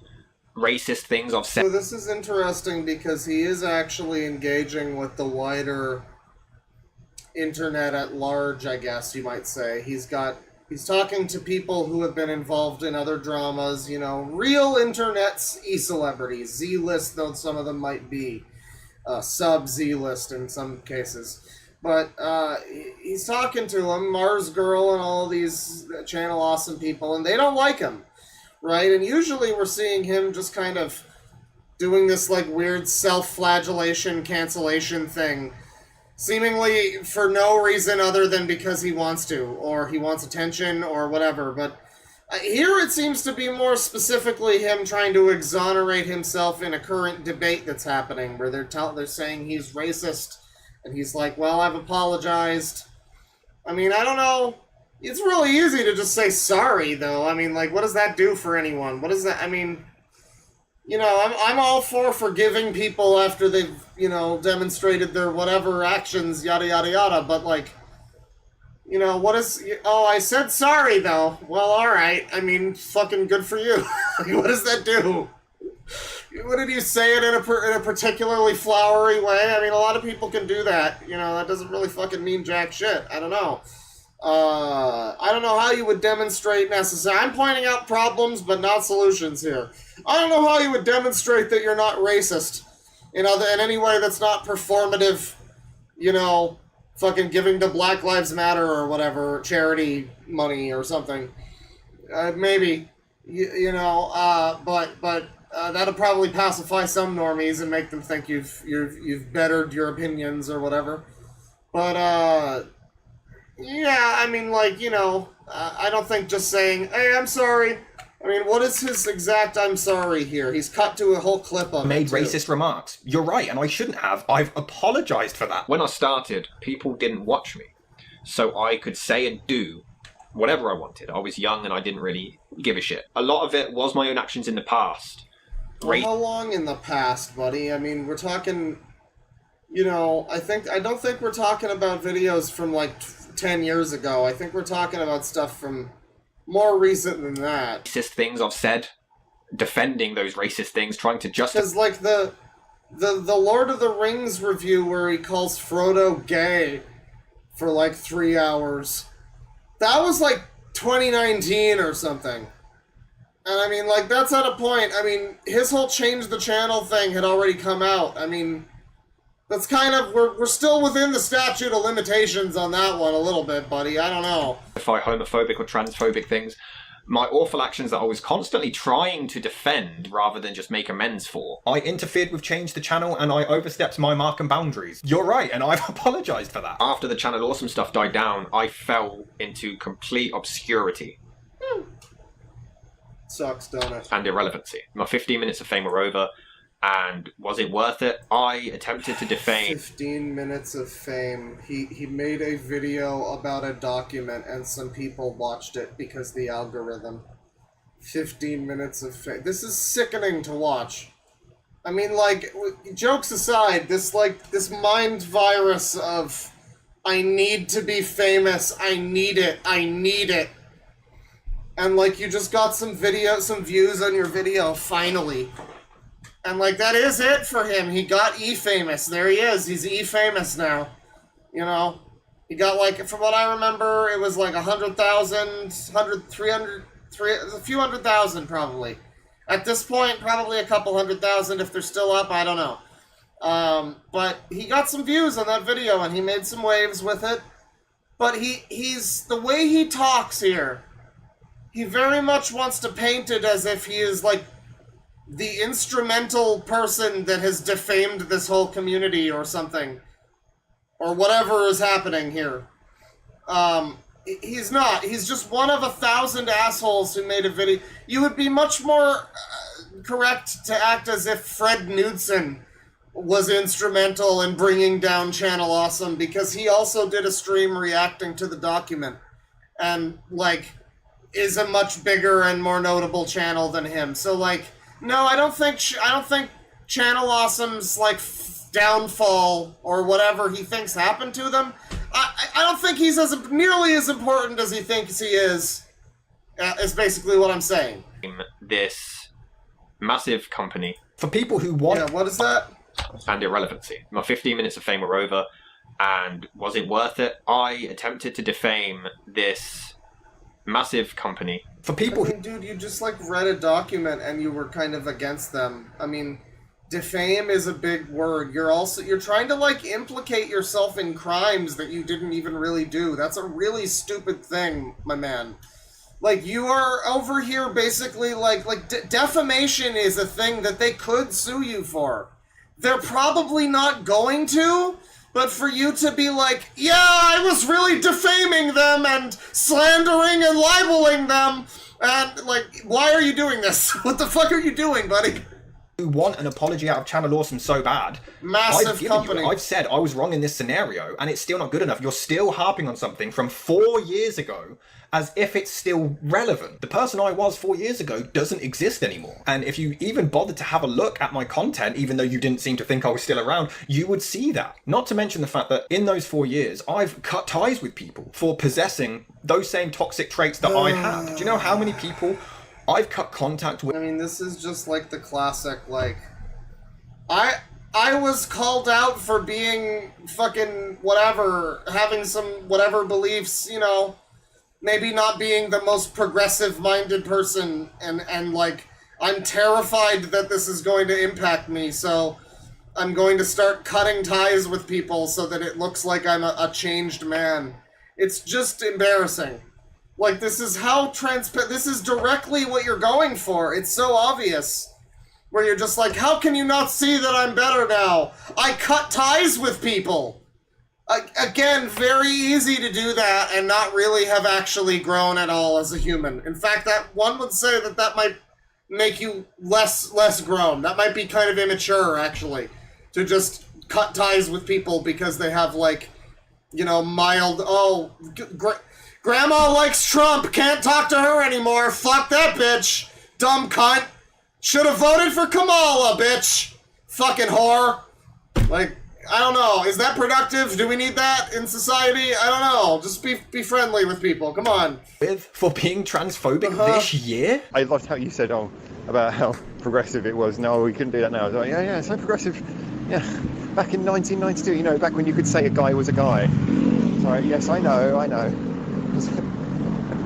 I hate to say this, but if it has a dick, it's a guy. God, you could have made it rhyme. If it has a dick, it's not a chick. There you go. Bing, bang, boom. You have no ability to do this. Is that him? I don't know if that's him doing this. I can barely follow this man. This year? I loved how you said... What was this? Even though you didn't seem to think I was still around, you would see that. Not to mention the fact that in those 4 years, I've cut ties with people for possessing those same toxic traits that I had. Do you know how many people I've cut contact with for being transphobic this year? So this isn't him, this is someone else. I loved how you said, about how... It's hard to tell with the Britoids, they all sound the same. Progressive it was. No, we couldn't do that now. I was like, yeah, so progressive. Yeah. Back in 1992, you know, back when you could say a guy was a guy. Now, what is blurred here? There's something here that's blurred. What is this? What is this that's blurred? What would be blurred here? This is just like phone texts, right? So would that be like maybe a heart emoji or something? Like a reaction? Or something like that? Like this has this has like an eye roll. Why is this part of the thing blurred? What would that say that needed to be blurred? Right, yes, I know. I hate to say this, but if it has a dick... Someone's PFP. Well, this one doesn't have the profile pic, so... And neither does this... Like, yeah. I'm not sure what that would be. If it's a profile pic, it's not... This one doesn't have it. It's a guy. Hi, Bane. Oh, no. He said it. Oh, no. It's true, though. There's been people who have appeared in my videos who have mysteriously vanished, or will mysteriously vanish once I'm done with re-uploads because of transphobia, because of sexual remarks that made me and other friends uncomfortable. Oh my god, you really are just, like, getting rid of people out of your life. So what are these now? Let's appeared in my videos who have mysteriously vanished, or will... On several occasions you've made... You know, I remember this before, too. I remember this from another video we saw from him where he was just, like, throwing people under the bus for his own, like, his image or his gain or whatever. Like, I don't know if it was this sort of exact scenario, but this is giving me deja vu now, because I do recall that this was a thing that he did before. With at least another individual, or maybe just the same situation and I'm forgetting, but... Yeah, where it was just very clear that he's just throwing certain people in his life under the bus just because it can make, you know, it can make him look good. So this is someone else, I guess. On several occasions, you made inappropriate sexual remarks towards blank. She and I have both considered have both asked you to stop considering she's only 18 and doesn't like it, and you just laugh and continue like it's not sexual harassment? You also made transphobic remarks in the call yesterday, which we weren't fans of, so maybe this is him. This is so confusing to read it that it's hard to even fucking tell what's happening. I guess the purple one is him. I guess that's him. You also made transphobic remarks in the call yesterday, which we aren't fans of, and when I called you out on it, yeah, this is him blocking someone from his life for being transphobic. Or is this someone else calling him transphobic? I'm not sure. Mysteriously vanished. Wouldn't the gray be him? Once I'm done with re-uploads, because of transphobia. I'm not transphobic. I'm not bothered what what someone. But I hate this woke culture thing. Okay. I'm literally only joking. Of sexual remarks that made me and other friends uncomfortable. These are things that I'm actively doing privately to better my life, to better myself as a human being. I had a business partner. My other channel is now a legal business. I had a business partner who... I mean, you know, it's fair to want to get rid of people out of your life who are actually making... I guess if that person he's talking about is making sexual jokes to an 18-year-old... You know, I mean, given Venom, he's probably considerably older than that. Yeah, I mean, maybe don't have that fucking guy around the family, sure, fair. But it's just the way that he does consistently use it in a manner that seems like he's looking at it like some kind of social currency. Social credit currency. Look at me, I've done this great thing by cutting ties with this person. It's maybe fair to do that, but he shouldn't have to even bring it up. But now he's talking again about how legitimate he is. Was helping me make money, and I could have turned a blind eye to it, and I just couldn't. Because he was extremely transphobic, and I didn't want to build a business with that man. Yeah, it's been a bit of a shit few days, if I'm honest. I've just sat down to listen to your voice notes. This isn't an easy voice note to do, if I'm honest. I don't particularly feel comfortable talking to you anymore. Your viewpoints are something I just cannot endorse. Oh my God. You know that I've got... This whole... we're like over halfway through the video, and we're just talking now, harping on about how I'm a changed man, and I've cut ties with people, and now we're getting so much proof of that. It's like, that's the thing. It's like, you can do this privately in your life if you want to. But to make it a whole fucking deal where you're like, you've got proof and receipts of how changed you are is embarrassing and transparent. Members who struggle with gender identity. I've had close friends that struggle with it. You've said severely, I don't know, you're probably going to cringe at the terminology, but transphobic things. I can't support that. And with a business that I'm trying to build and grow, I want this business to grow and invite people in who are, you know, diverse and accepting of anyone. Yeah, I really want a lot of people to come in and pretend that they're good people, dude. That's the only type of people that I'm accepting right now, are people that pretend that they're good people. That's all I want in my business. Many different backgrounds. Right. You know... All sorts of different people pretending they're good people. That's who I want in my business. To me, this would be essentially on the same level as remaining friends or business partners with a racist or a homophobe, if I'm completely honest. But you didn't look at that. You just thought of who I was 4 years ago, didn't bother to research, and just immediately assumed that it all still reigned true. I was a horrible person back then. I've owned that. I made transphobic remarks. Every video is just him being like, I was a bad person! I used to be bad, but I'm good now, and I'm sorry that I was so bad! And I didn't mean to be bad. I'm sorry that I was bad.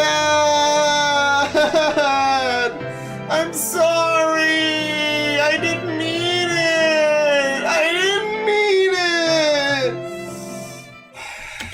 Made racist remarks. I've spent the better part of 4 years trying to better myself as a human being, and here we are now in 2024, and it seems like you're still stuck in the same space. You made baseless claims about TV tropes, which, by the way, I've never edited in my life, and the website itself actually shows you who edits the page, and I'm not on there. It's weird that... Why would you do it under your name, bro? Like, oh, it didn't say his real life name or cinematic Venom official, hello, it's me. He didn't say that. That wasn't the name of the people that edited it, so it couldn't have been me. Impossible. If Never you make happened. an accusation against them, they want evidence, but then they're fine to make as many blind accusations as possible. Yes, I regret doing the Channel Awesome documentary. Yes, I regret all of the horrific sexual, racist, transphobic remarks. I've acknowledged that. I've moved on. I've made this whole channel, and just watching it, you can see my personality and whole demeanor's changed. You're still obsessed over this movement that you people couldn't even make relevant on your own. So Lewis, when you say, well, no one asked him to make this documentary, you're right. But imagine beefing with Linkara and looking like a loser. Jesus Christ. Alright, I'm done with this video. We're moving on. Daz Games Exposed. This one's only 2 minutes. This one's mercifully short. So Daz Games thinks Oh, who's this fucking potato? Can expose Andrew Tate. Pussy must have forgotten meeting me a few years ago. Oh, this is a funny joke, I think. I've got a few stories to talk about. Daz behind the scenes as well. Yo. Daz like make me sick. Oh, God. To my spine, from a dick to my eyes, I'm sick of this guy. Cause when we met in Birmingham 19, this prick was so motherfucking polite. He was slick, he was nice, and it makes me sick. Daz, you were such a motherfucking dick. You appreciate your fans, you motherfucking prick, and you're fat. Cause you got all the love to give. Great song, dude. Funny. Hiding from My Past, Curious Cat Roast #1. Hello everybody and welcome to the Curious Cat Roast Edition. Beast if you guys like this, maybe I'll turn this into a lasagna. separate series, but for now we're just going to look at your best roasts. I asked you guys to insult me, to roast me and give me your worst. So let's get into it. Why is your life rubbish? The thing is, I think this was actually sent before I asked for the roasts. I just scrolled and then I thought this was when they started. That might have been just a genuine question. You are what the Easter Island head calls Ben Stiller in Night at the Museum. You guys, I'm just going to let that clip go. This is so, like, you can see his stupid fucking Sidemen gaming chair. He likes BuzzFeed shit.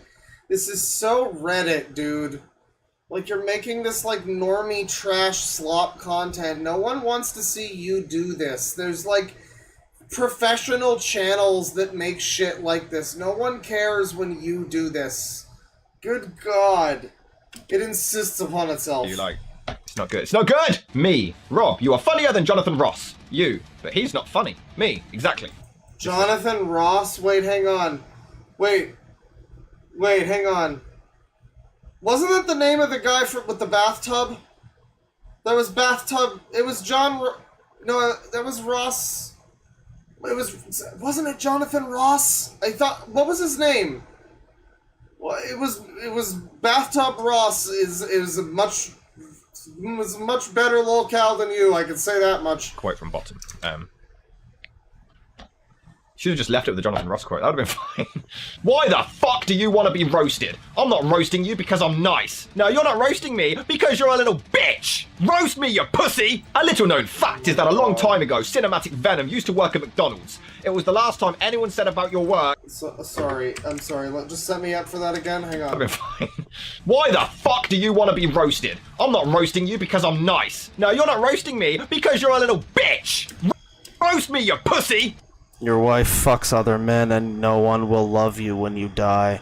A little known fact is that a long time ago, Cinematic Venom used to work at McDonald's. It was the last time anyone said about your work, I'm loving it. Okay, that was a pretty good one.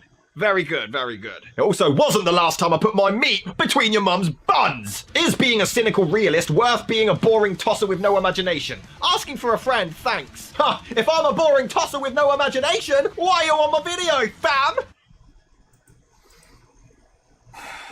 Good point, you know.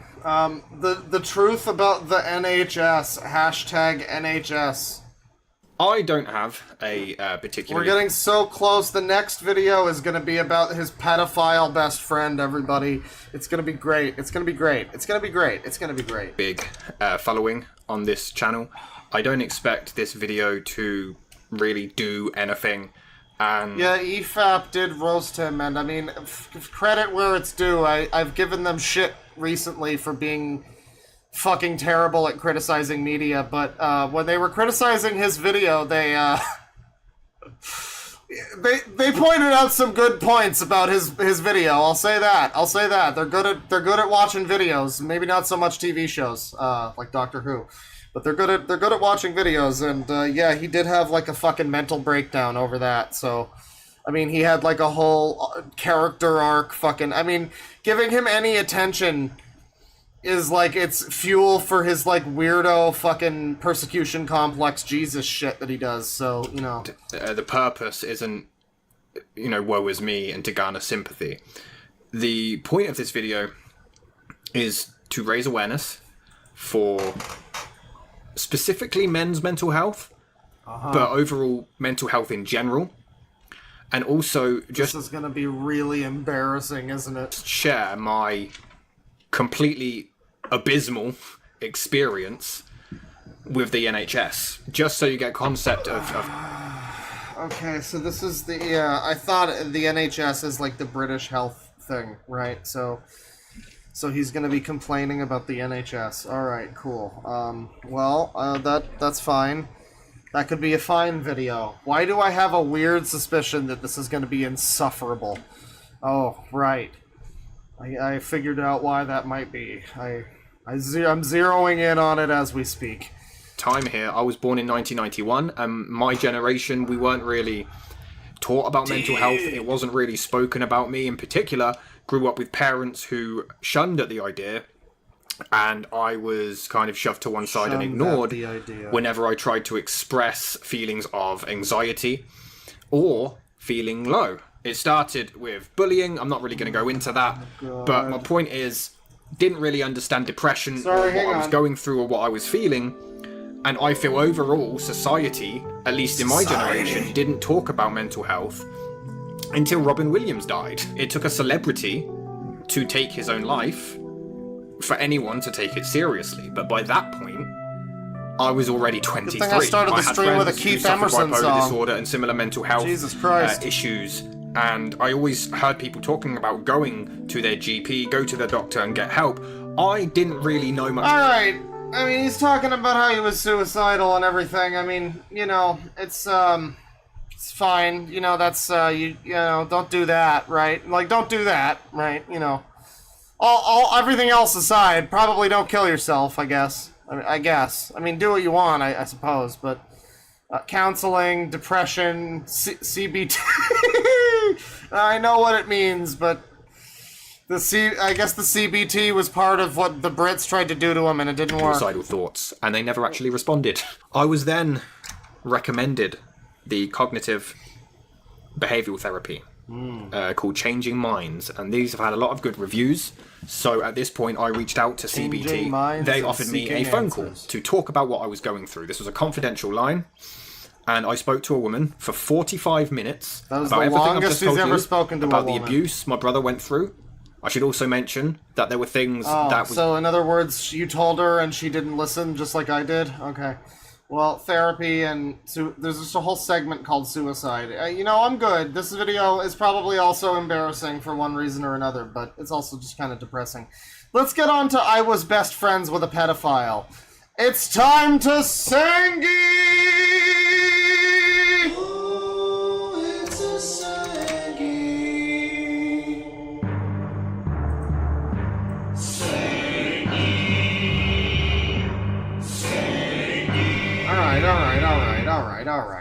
All right. Break it up.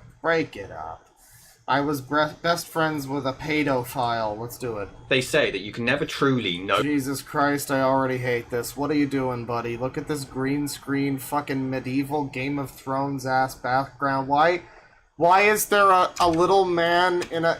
Guys, my bear is covering this up. You have to see this. You gotta see this. There's like a little framed... Like, I guess that's the pedophile. And he's in a frame that's green screened onto the wall. Just like his Seeking Answers avatar on the other side. Oh, it's Kino. It's good stuff. This is good stuff. Good stuff!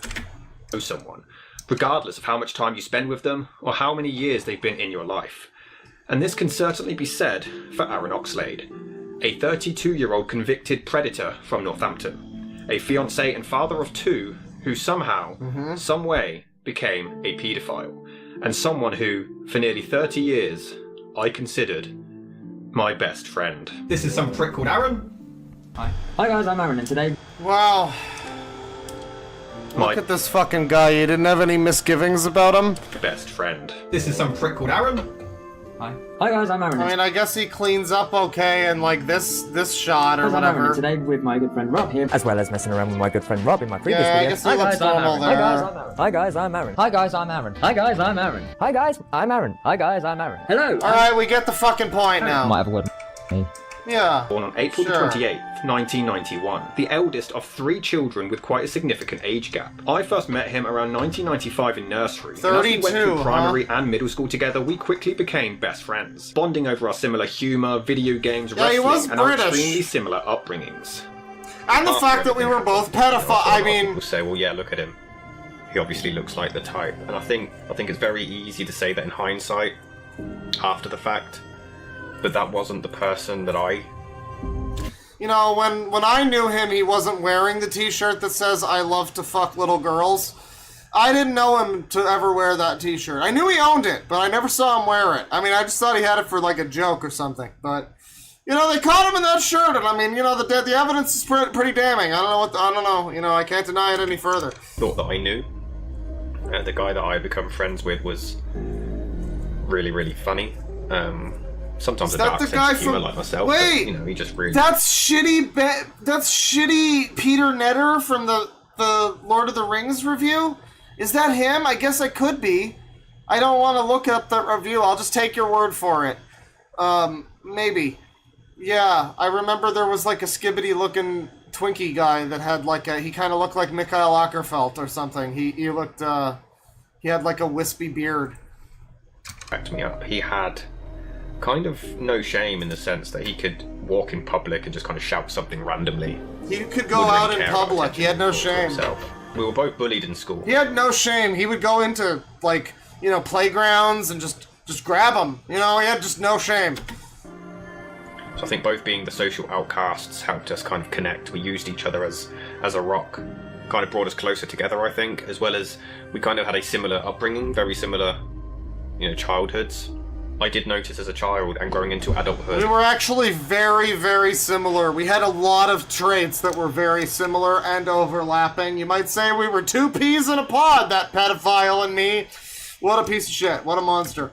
What a monster. His mother, I never had a problem with his mum. She was always nice to me, but she never came across as someone particularly nurturing. She didn't really come across as a very maternal person. But as a child, because I was experiencing similar things in my own home, I didn't really question it as a kid. It wasn't until years later when loving the certain other things Enya scar in the background came out that I started to look back and really notice. However, in 2004, we both parted ways as we ended up attending different high schools. During this time, his mother actually remarried and ended up having 2 more children over a decade after Aaron was born. We wouldn't reunite. He looked at that number and decided, oh, I can have way more children than that, Mom. Again, until 2000. I'm gonna beat your high score, bitch. Well, we'd meet up a few times before I would spend a short stint over in the United States, returning in January the following year. We quickly reconciled as best friends again, and Aaron now had a partner who I also really got along well with. This was his first real relationship. But it was around this time when things began to go wrong. In April 2011, Aaron's partner was feeling incredibly low and depressed, so I innocently invited her around to my place as a friend to comfort her. However, on April the 9th, this caused huge outrage by him, believing that something was going on between us. Aaron was conflicted with his partner and another girl that he had previously been talking to online, so I called him out on Oh my god, who cares? The thing was, he didn't really have an issue with me. He thought that we had slept together, but all of his anger and his whole outburst was towards her. He was absolutely fine with me, but I just really didn't appreciate the allegation, and I just didn't agree with how he was talking to his partner. So I did step in and confronted him about it and corrected him. It was like nothing happened, and I you corrected the record on his anger. shouldn't be talking to your girlfriend like this.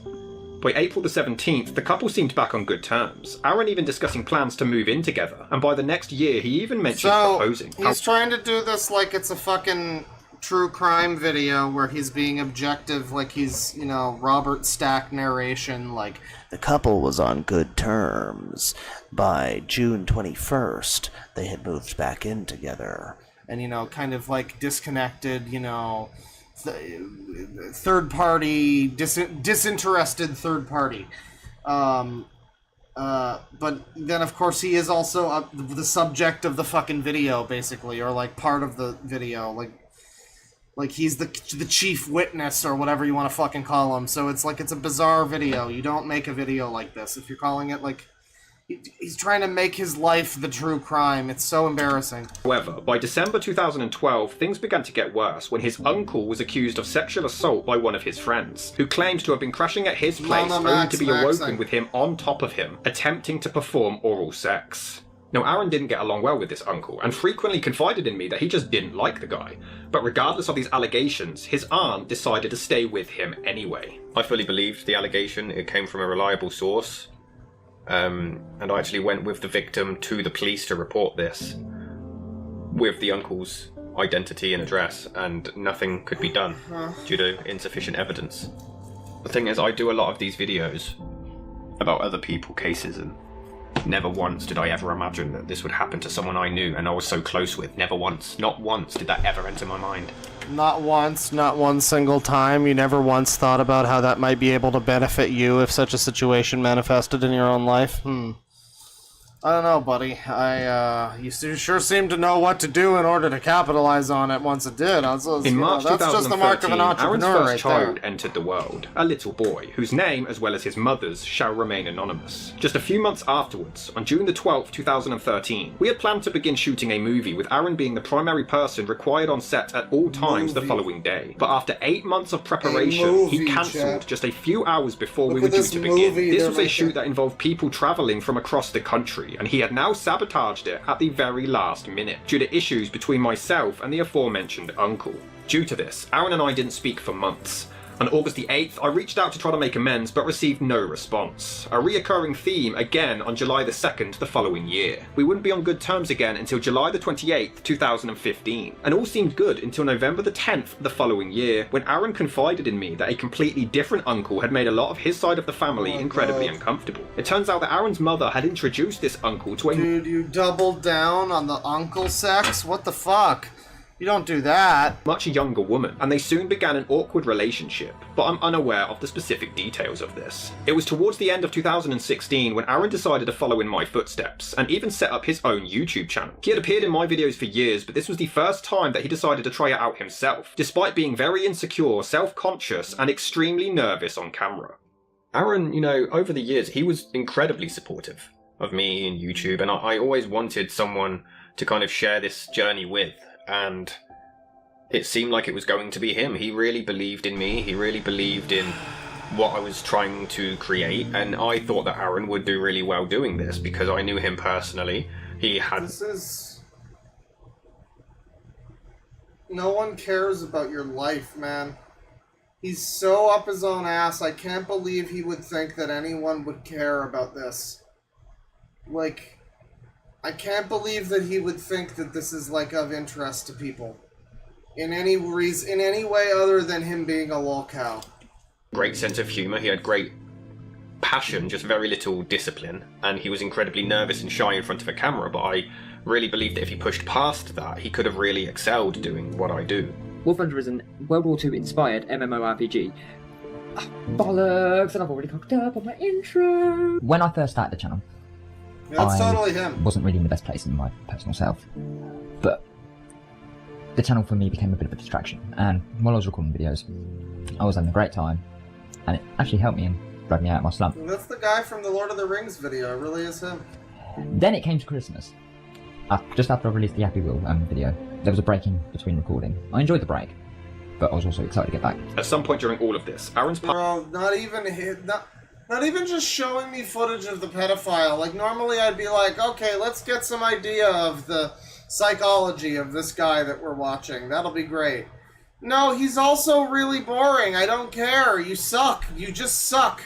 Partner actually fell pregnant with twins. Fell pregnant. Unfortunately, they would lose them due to a miscarriage. Did you check? It would only continue on New Year's Eve 2016, when the father of Aaron's siblings tragically suffered a heart attack, though he did recover. Things didn't get any better, however, as his mother's ex-boyfriend sadly lost his brother, and on January the 16th, 2017, Aaron attended his funeral. It would only continue on June the 20th. This feels like a I could have saved him video, someone says. Possibly.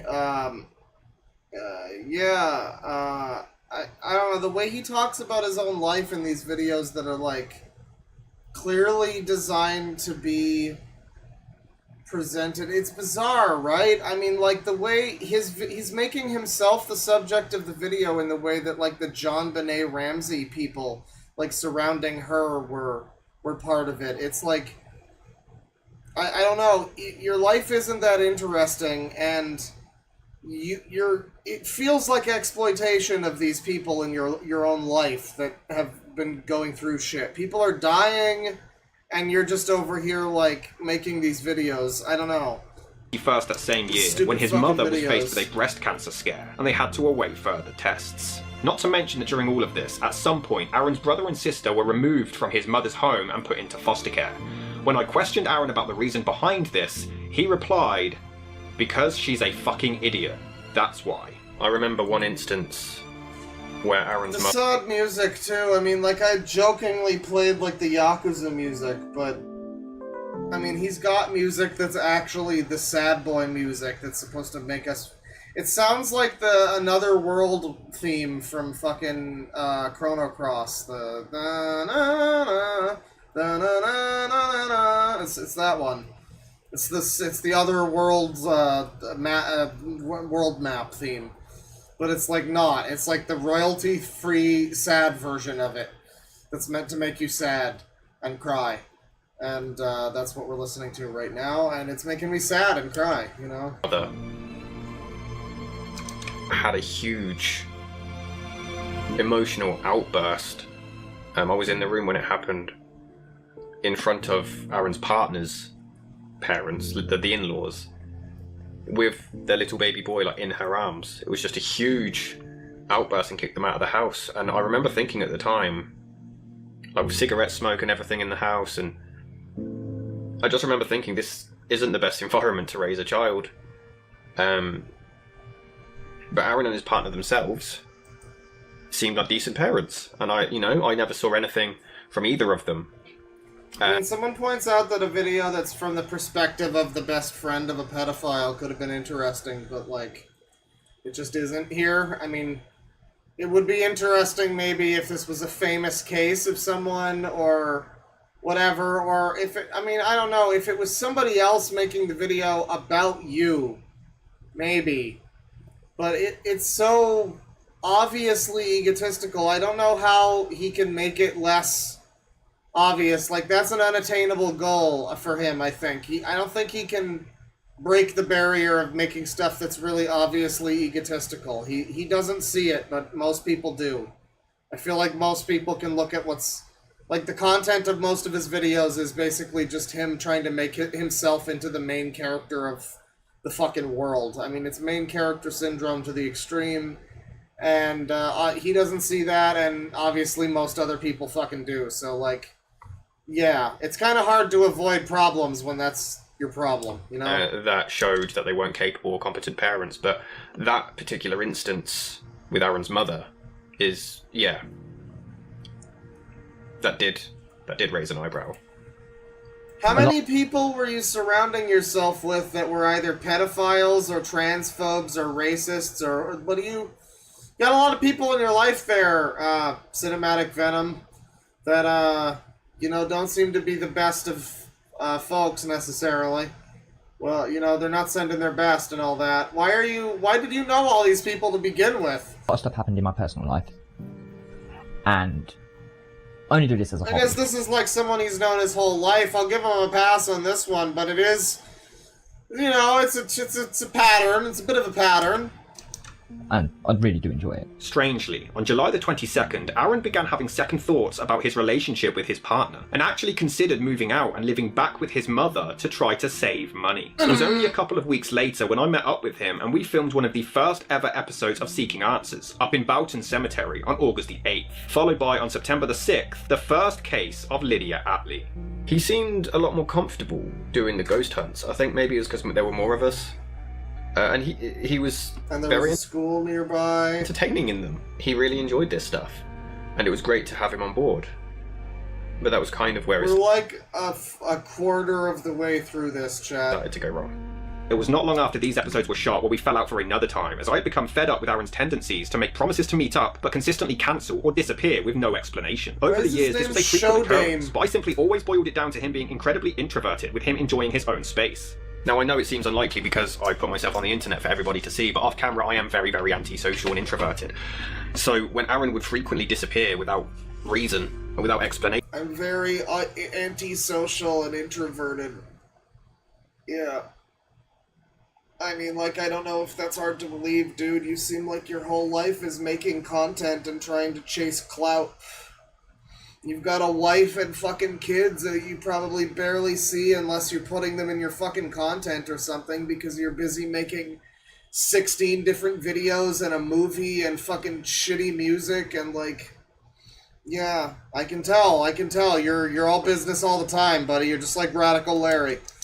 I just boiled it down to that. I just thought he was just like me and he just needed space. But on the other hand, I thought it was weird for him to cut me off in particular, because it seemed like I was the one who kept him grounded when he didn't want to talk to anyone else. So it was frustrating that I couldn't get a hold of him. But it just became normal. Didn't really question it. We wouldn't talk again until November the 7th the following year. But this is where it all, tragically, went downhill. At some point in 2018, Aaron began accessing child pornography, and his internet provider flagged it as inappropriate content. But I was completely unaware of what he had been viewing, and this was— Of course you were unaware, retard! Why would you be aware? Like... Like, you're telling me the news about this, and you're just like, but I didn't know anything! I wouldn't have assumed that you would at that point in time, dude. Like, that seems like it would be probably between him and his ISP, right? So why would you even fucking know that? I mean, like, maybe he would have told you? Just the immediate jump to, like, I didn't know nothing about this! I wasn't nowhere near there at the time, Mac! I don't rob a bank? Nah, that's hamming it up. I would never do such a thing. Nah. Wasn't even raised to the radar of the authorities just yet. On December the 3rd, 2018, Aaron's partner became pregnant once again, just 6 days later, and they did have another potential miscarriage scare. By the 13th, they were awaiting more scan results and had another hospital— Be more careful, guys. —appointment booked in, but only to add to his list of growing issues. On December the 19th, 2018, Aaron's maternal grandfather tragically passed away. But weirdly, on December the 22nd, Aaron disclosed to me that he was actually banned from the funeral by his mother's side of the family, but he didn't disclose the reason for this. I have always wondered in my head, like, since going through these old messages, what could he have done to— The way he pivots from, like, again, disinterested narration of true crime video to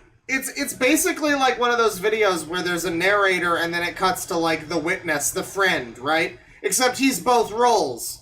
So it just cuts from him narrating, like, impartially third-party factual to him being, like, interviewed by himself. It's such a bizarre fucking video. Potentially be disowned by his family. Were they aware? It's things that have raced through my memory. I've thought of every possible outcome, every possible scenario. It's not healthy. It's driven me insane. Thinking, like, who knew? Who could have stopped this?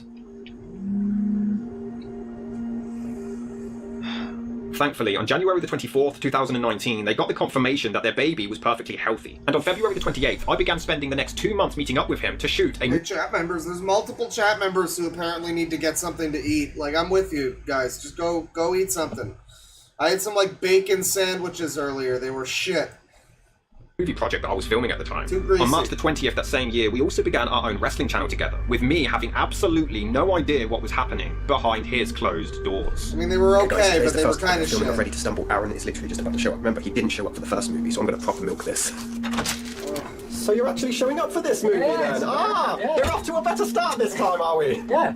It is February the 28th, 2019, and we are now recording with audio. I mean, like, let's be real here. If this video, if the roles were reversed, would we also be looking at CV and be like, yeah, I can see it. How did no one see this coming?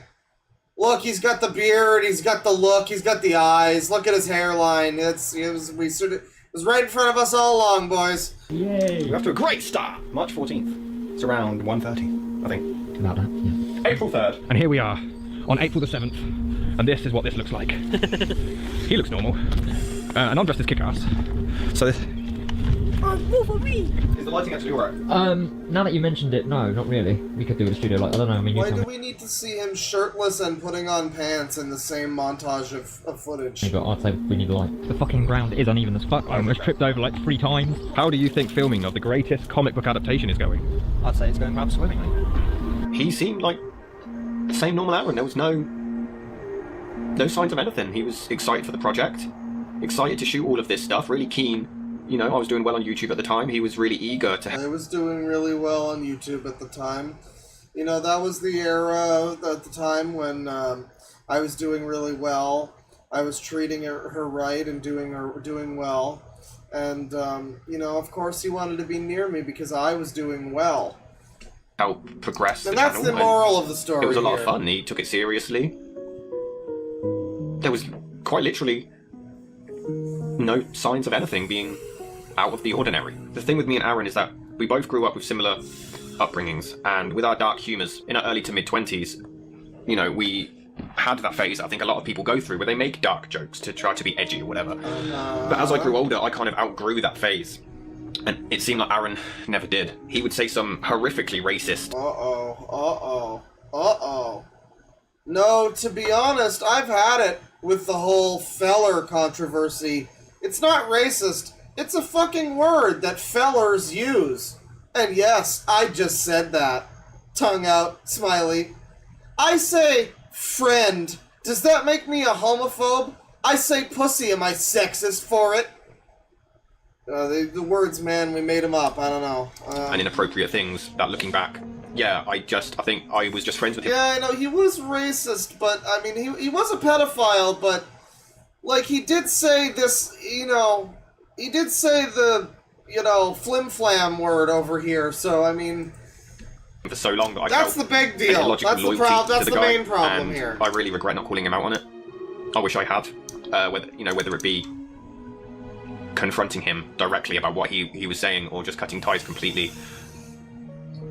Not only do you never really truly know a person, but if someone's doing something like that, you should call them out on it and correct their behaviour, otherwise it could lead to worse stuff. The thing is, despite the dark humour, despite the dark jokes, the racist stuff he... Dark jokes like I once told Becky to shut up or I'd rape her, then left pause and said, do you like that, sweetie? Yeah, I mean, I can just picture the fucking homeless-looking dude that we're talking about here saying that. So, I mean, it's an interesting video, too. I like videos like these that have some nuance, where it's like...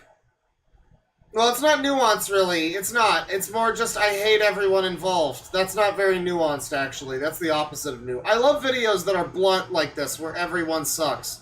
Because you got this pedophile, and he seems like a weirdo, and then you've also got cinematic Venom, and to a different and lesser degree, he also seems like a weirdo. Said there was never once a moment where he No made a joke idea he was a about nonce, children yeah, none. that made me think that he Nothing was the type gave of it person away. who could do or be interested in this kind of thing. There was never I hate you. What? For what you... But, excuse me, sorry? once a moment where he made a joke about children that made me think that he was the type of person who could do or be interested in this kind of thing. There was never. I hate you. What? So there was never a time when he said, I like them young. I guess that could be a joke, right? It doesn't seem... It's like in text, it's hard to tell. I guess it's... We can only assume he said that with a joking tone. I guess, I don't know.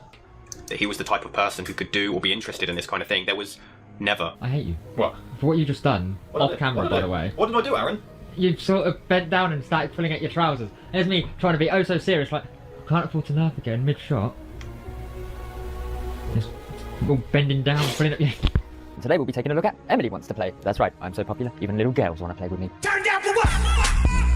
And also, I can't look at little girls in the same way anymore. I spent nearly 30 years with this guy as my Man. best friend. And I never saw it coming. Holy shit. I never saw it coming. I trusted him to babysit my children. What was that one? I trusted him to babysit my children. Well, that would be why you have them, guys. If you need... Oh, yeah, the tongue out smiley and... Yeah, I mean, you trusted him to be... I'm gonna be honest, I feel bad about this situation, and not for the reason you think. I mean, like, yeah, for that reason. But also, it's like, I kind of feel like Cinematic Venom is more suspicious now than I ever did before. I don't know. I had no reason to assume that he was a pedophile. But now I'm just like, why did you allow this guy who said such things? Would anybody allow... Oh, it's just funny jokes. I don't know. I don't know about that. That seems like stuff you wouldn't say if you're an adult with children. You know, like, if you're talking to someone with kids, you should know at least not to fucking make a joke like that. Even if it... Like, even if you're gonna make a joke like that, you probably don't do it to someone with kids, and then the person with kids should have known not to have the fucking weirdo babysit the kids. There's suspicious stuff that's being raised. Questions are being raised by this video. I went to school with this guy for so many years.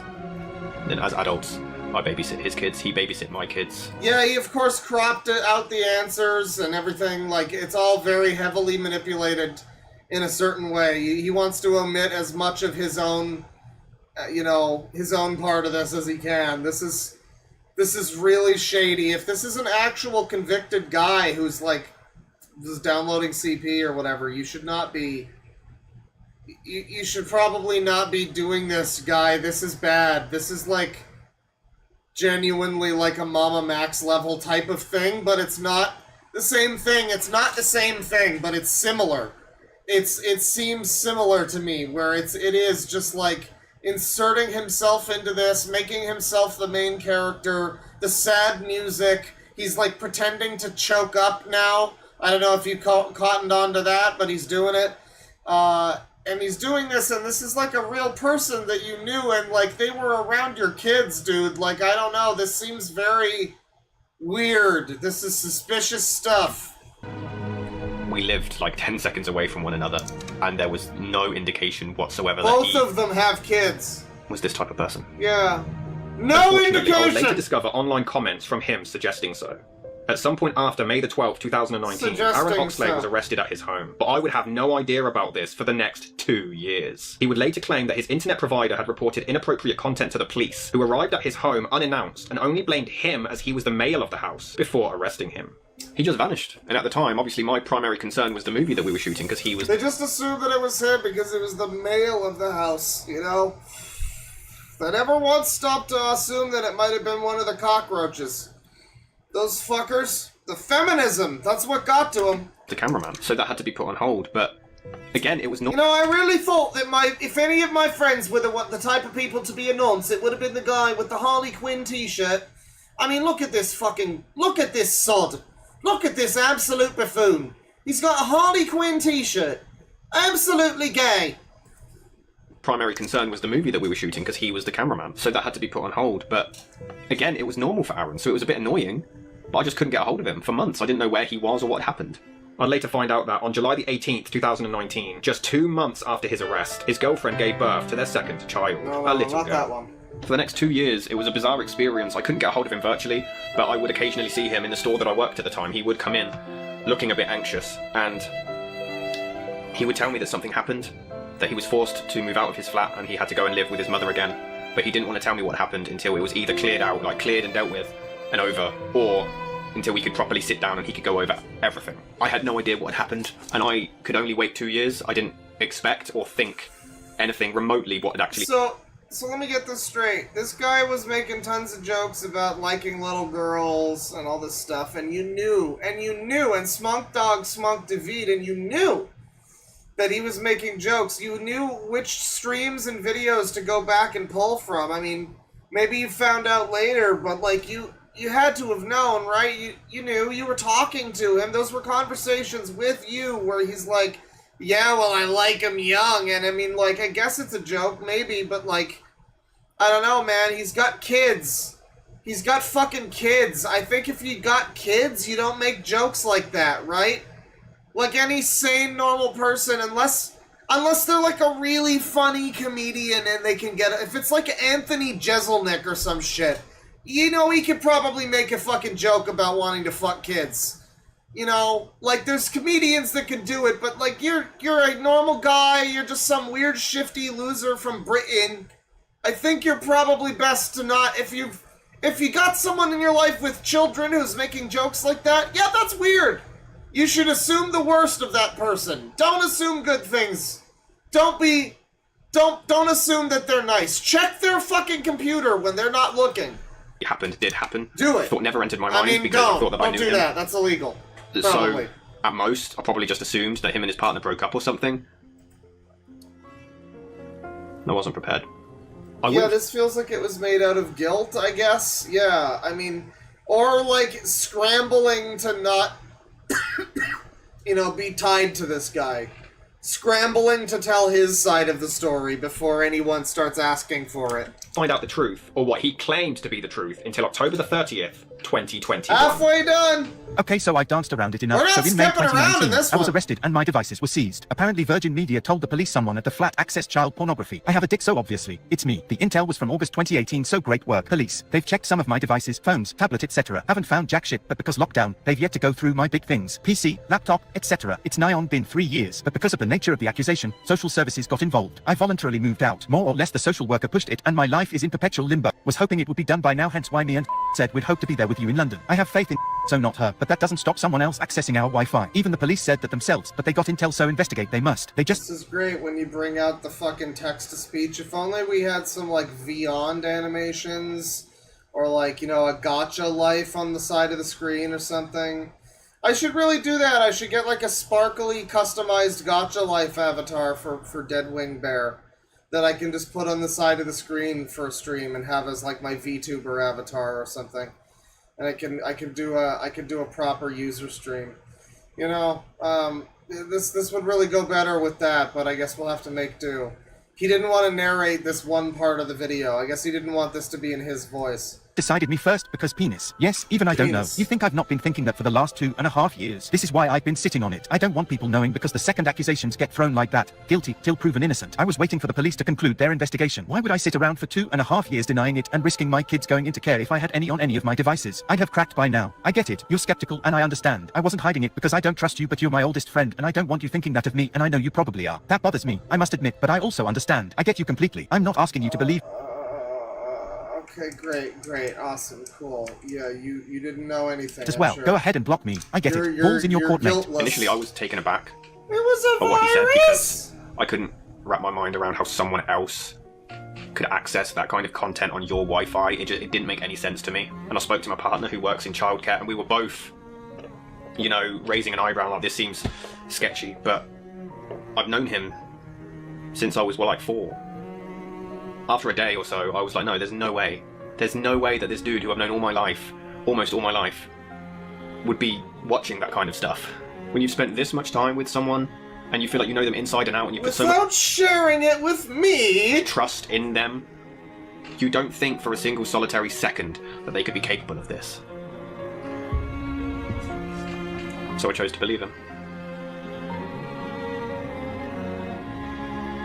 And I'm sorry for This is acting, dude. This is like watching that second Mr. Beast Exposed video. You guys saw that, right, by the way? The dog pack, the second one, where the guy just fake cried for the whole thing. I keep seeing people saying it looked like he wasn't fake crying. I don't know. Maybe you haven't seen enough movies. I know acting when I fucking see it. I don't know. That's the same thing. This is just like pretending to look sad for the camera. I would have done something if I knew. I would have done it if I knew. I just didn't know. And I'm sorry for that. On November the 1st, 2021, I visited Aaron at his mother's house, and he came across as a disheveled mess. He was clearly distraught, he was clearly anxious, but other than that, it just seemed like Aaron. He seemed completely genuine. I mean, someone in chat says he seems like a tweaker. He looks like a tweaker. I mean, like, especially in the mugshot, but even before that, he looks like he's on drugs. He looks like a drug type. Came across to me as a normal man who had been falsely accused of paedophilia. After meeting him, I was maybe even you meant further the guy cemented from the inside my Mr. brain Beast video. that he was innocent. On November the 9th, just 8 So days you continued to collaborate with him even after he told you all of this? He told you that he was being arrested or whatever, searched for child porn, and you were still like, yeah, bro, come around my family and kids and do videos with us. It'll be fine. Dude, What are we doing here, buddy? He claimed that the case was nearly sorted and that his name had almost been cleared, to the point that he was in transition to move back to his own place. On November the 15th, I met up with him again to go and film some on-location stuff for the second Lydia Attlee video. During this encounter, we spoke a lot, and Aaron even joked and almost scoffed at the idea of him being a paedophile, which only further secured my belief that he was completely innocent. This would be the final time that I would ever see him. That day has raced through my memory so many times. Oh my god. Because I'm sorry. You know what? I just need some... I think this would be... Hang on.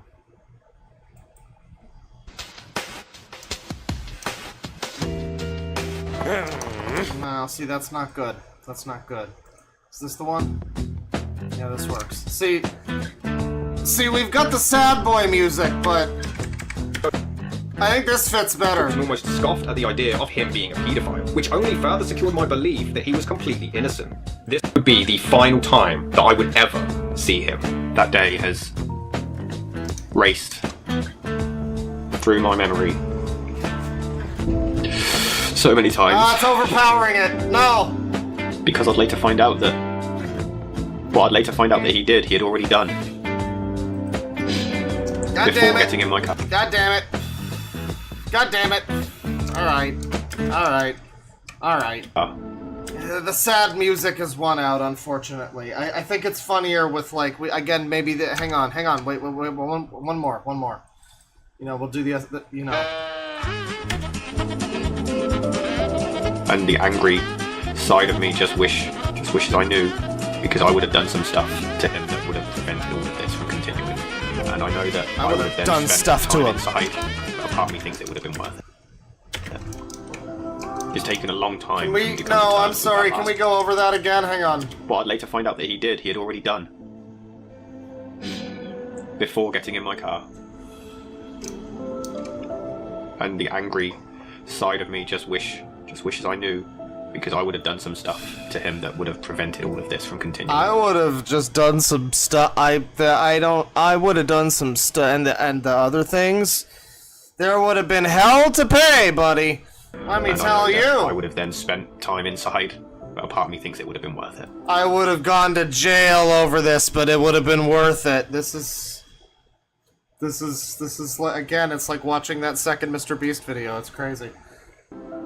It's taken a long time for me to come to terms with that last day. Oh, I could have stopped That was this. the last time I ever saw I him. mean, but like seriously though, you could have stopped this. You seem to have had inside knowledge that this guy had been saying some pretty fucking suspicious shit, and you just did nothing about it. So yeah, you know, you could have probably done something to prevent this. Actually, it is probably on you that this was not addressed sooner in some fashion. But like, you know, I mean, like, also don't make a whole video about it. Like, that's cringe. And there was still no signs, no indication, and I've gone through my memories. If there were signs and I just didn't pick up on them, should I have known? Everything Keep blinking. A tear will come out eventually, buddy. Changed on November the 18th when he cancelled plans with me and claimed that he's taking social services to court He's as they the paid victim. an unexpected visit to his partner's flat and found supposed prohibited images of children, which is when he and his girlfriend decided to separate. He claimed that it was innocent anime characters who looked young but weren't, though I would later discover this comment on his Steam account. Oh no! It's a Shadman enjoyer. It's Chris Ava Tyson, Ruth Bader, Chris House Steakhouse's best, biggest fan. On December the 6th, still maintaining his innocence, Aaron told me that things were all up in the air and he was unsure what to do next. The next day he stated that he's now seeking legal advice, even citing previous convicts who were found guilty but were still allowed to live with their children, willing to help in any way imaginable. On December the 13th, I took down his partner's number to be of any assistance during all of this with her and her kids, and on Christmas Day, Aaron made a passing Someone just says, Ethan is online? Hey, you said it, not me. mention of the daughter of his mother's partner, which in hindsight could have been a potential sign, but I honestly just didn't think anything of it at the time. On New Year's Eve, things between us seemed relatively normal as he sent me standard New Year's messages. But on January the 15th, 2022, he claimed that he was still waiting for his family solicitor. Why are you still talking to him, like, years later? Why are you still friends with him? He chose to believe him, quote-unquote. It's like, dude, at this point in time, this just looks very suspicious for you. This is after... Can we just point out that this is after he's, like, already... I'm pretty sure at this point this is after he's already been, like, canceling, like, cutting people out of his life for transphobia or whatever. But this guy tells you that he's being, like, investigated for child porn, and you're just fine with that. You think that's... With no further explanation, you're okay with that? Really? You're as a father? Well, stepfather, right? So, I mean, yeah, it's not really your problem, right, buddy? Right? Wink, wink. Yeah, I think I see that. I'm starting to get the picture here. To have become more and more isolated throughout this entire ordeal, still refusing to believe that my best friend of nearly 30 years was guilty of possessing indecent images of children. On February the 3rd, 2022, I invited him along to a marathon that I was running, but I wouldn't get a response until March the 20th, over a month later, in which he cancelled the meeting, claiming that he was really struggling, and proceeded to commend me for my recent efforts in life. This continued throughout March and April. Any attempts to meet up was received with a decline, and the last time I would ever hear from Aaron Oxlade was on April the 6th, 2022. For the next 3 months, I would frequently try to reach out and contact him, but I received absolutely no response. During this period, I had actually begun to I was ghosted by a pedophile. It's the lowest that I've ever been, boys. I don't know how to recover my friendship from with this. him anyway. None of it was to do with the allegations, because I still refuse to believe that he was capable of anything like that. I really disapproved with how he treated his partner. He would stay up gaming, from what we thought was gaming, until the early hours of the morning, and then sleep all day, while she worked to support, at the time, their one child. He starts school in September, and his mum works. So the idea is, while he's at school, and on the days that his mum's got work, I'll be able to film here. He would always make harsh, disgusting remarks about her body, and pass them off as humour. God, he was trying to be like a Minecraft YouTuber too. I mean, like Happy Wheels and fucking... He was trying to get that mini lad kind of thing going on. Lion Maker, you know, he was trying to be a little mini lad. Go after the little mini lads himself. He passed it off as it's just a joke, and she claimed at the time that she was okay with it. But looking back, I should have done more.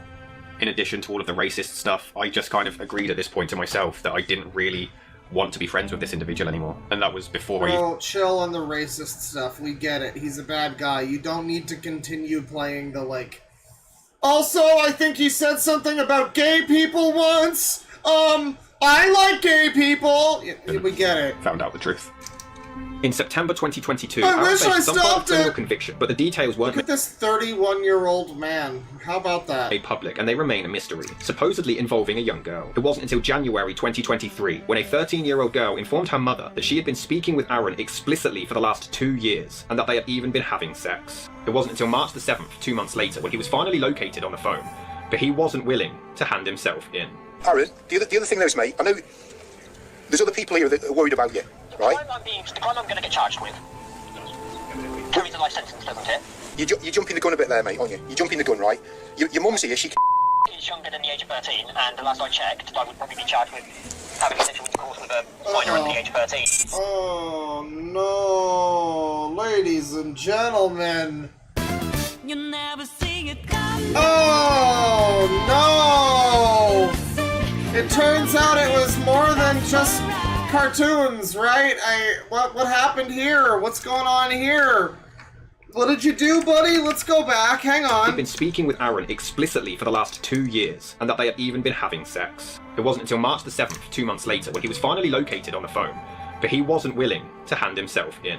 Aaron, the other thing though is, mate, I know there's other people here that are worried about you, right? The crime I'm going to get charged with carries a life sentence, doesn't it? You're jumping the gun a bit there, mate, aren't you? You're jumping the gun, right? Your mum's here, she He's younger than the age of 13, and the last I checked, I would probably be charged with having sexual intercourse with a minor under the age of 13. Carries a life sentence. But we do need to speak Someone says he got 16 years. to you about that, true? and you know that. Yeah. Okay. So why don't we just meet you now so that we can just? Well, I mean, the way he looks at 31 when he gets out, he'll probably look like the fucking like crypt keeper or something. So I mean, that might be a life sentence for him. To you about it. Like I said, I need to process. Okay, I'm about to lose the rest of my life, so I need to take some time for myself. Okay. I'm sure you can appreciate that. Yeah, I can appreciate that. Your mum's... My most abject fear right now is I know the second I hand myself over, I am not coming out. Though later that same day, Aaron Oxlade did hand himself in and was finally arrested. Though he initially responded to every question with no comment, he did begin confessing. The time's 17:20, alright? You're under arrest on suspicion of rape with a female under 13, okay? So you didn't have to say anything, but it might harm your defence if you didn't mention my question, something which you later put on in court. So this jumped real quick, because this guy is so quick. This guy's whole video is, like, focused on how he didn't know anything, and I didn't know my friend was secretly a pedophile, even though he told me, and blah, blah, blah. And, like, I think it kind of, maybe I missed it, maybe I'm stupid. I'm always willing to admit that I'm stupid. I've done horrible things. I have done horrible things. I admit it. I tipped a cow once. But like, I don't think he really set up the fact that this has just shifted from, like, he downloaded Loli or whatever to he's apparently raped a child. That's what's that as escalated very quickly from one to the other. How about that?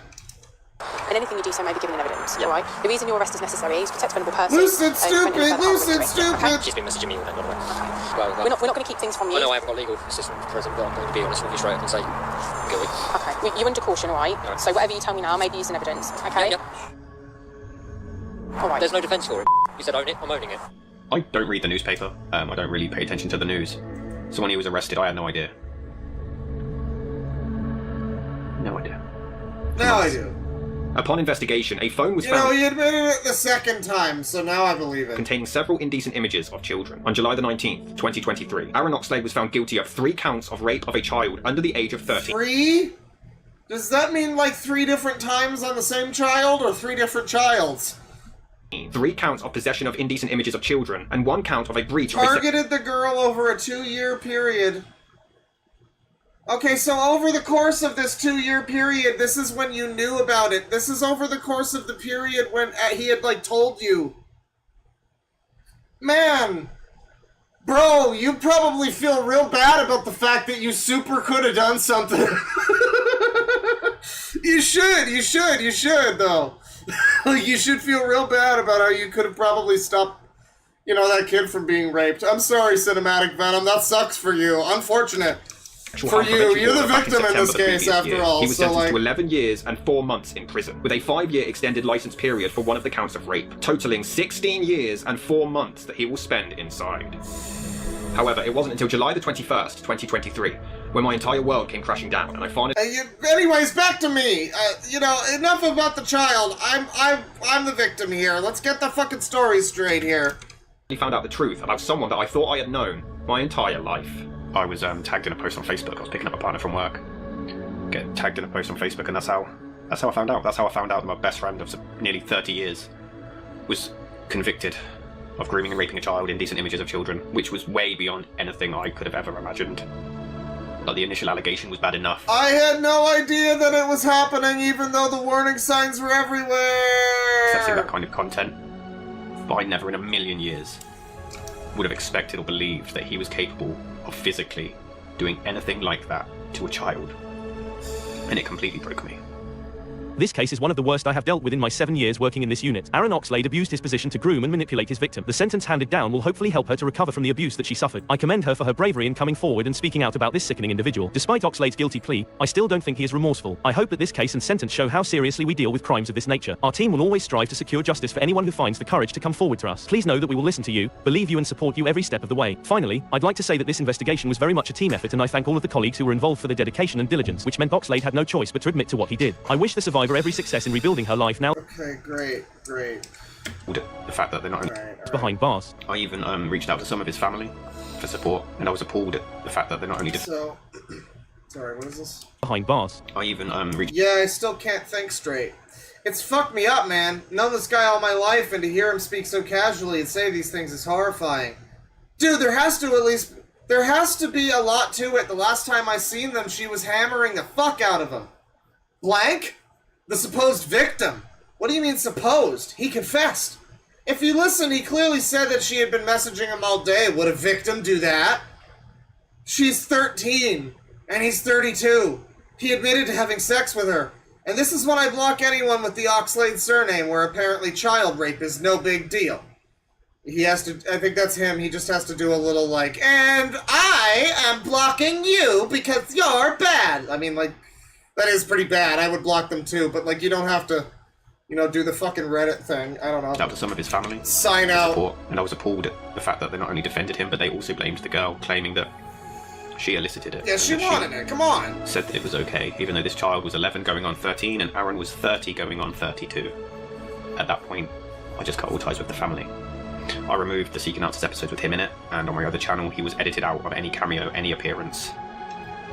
His ex is in the process of having their children's surname changed. It's still going to take a while.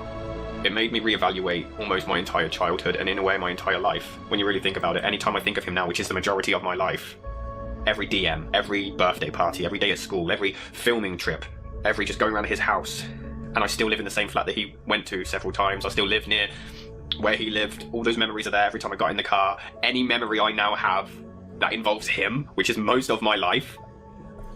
Yeah, bro, imagine how the victim feels. All I can think of is what he did to that girl. Oh, right. No, you're okay, alright. No, it's fine, guys, it's fine.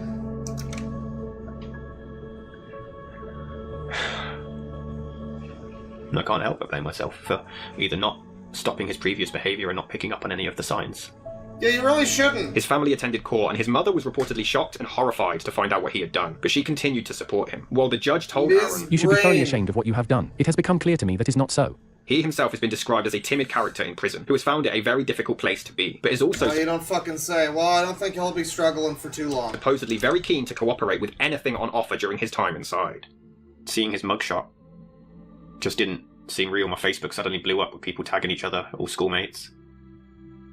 And then seeing the arrest video, hearing this guy who I thought I knew, not only... Yeah.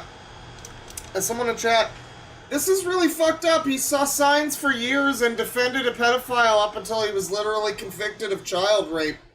I mean, he saw the quote-unquote jokes that this father was making, but also, the guy told him. Like, the guy told him, I think, a couple years ago, right? So that means that, like,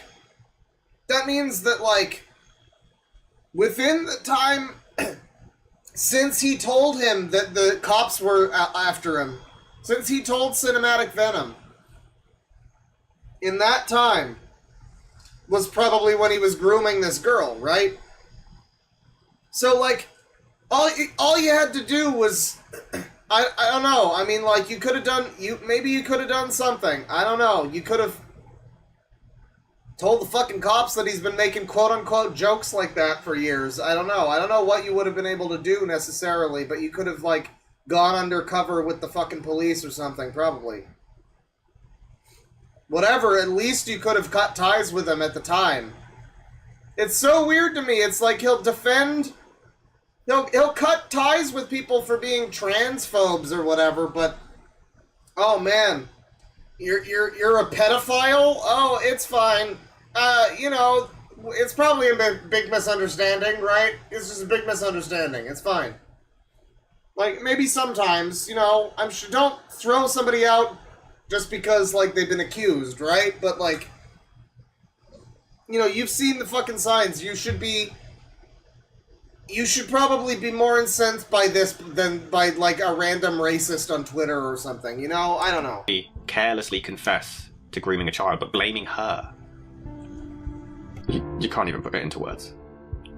Knowing Aaron as much as I do, he's not going to do well in there, especially because criminals don't take kindly to child predators. He's a not very confrontational person. Not long after, I actually applied to find out what prison he was in because I wanted to confront him face to face. This was something I felt like I had to do for my mental state.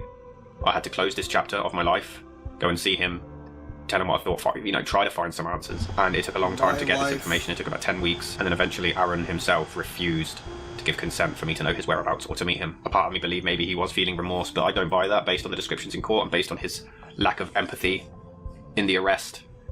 I think he's just scared. Good.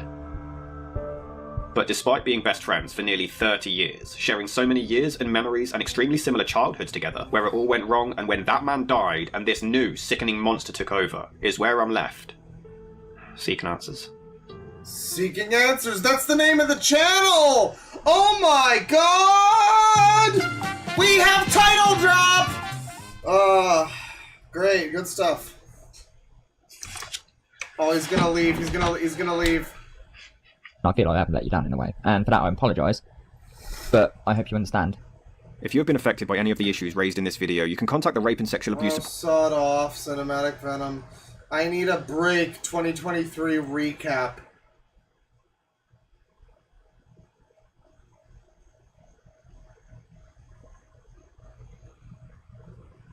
There are just some things I want to say and explain myself better. You know, I love these lolcows trying to explain themselves. They're always like, you know, if I just clarify this one thing, it'll all be better.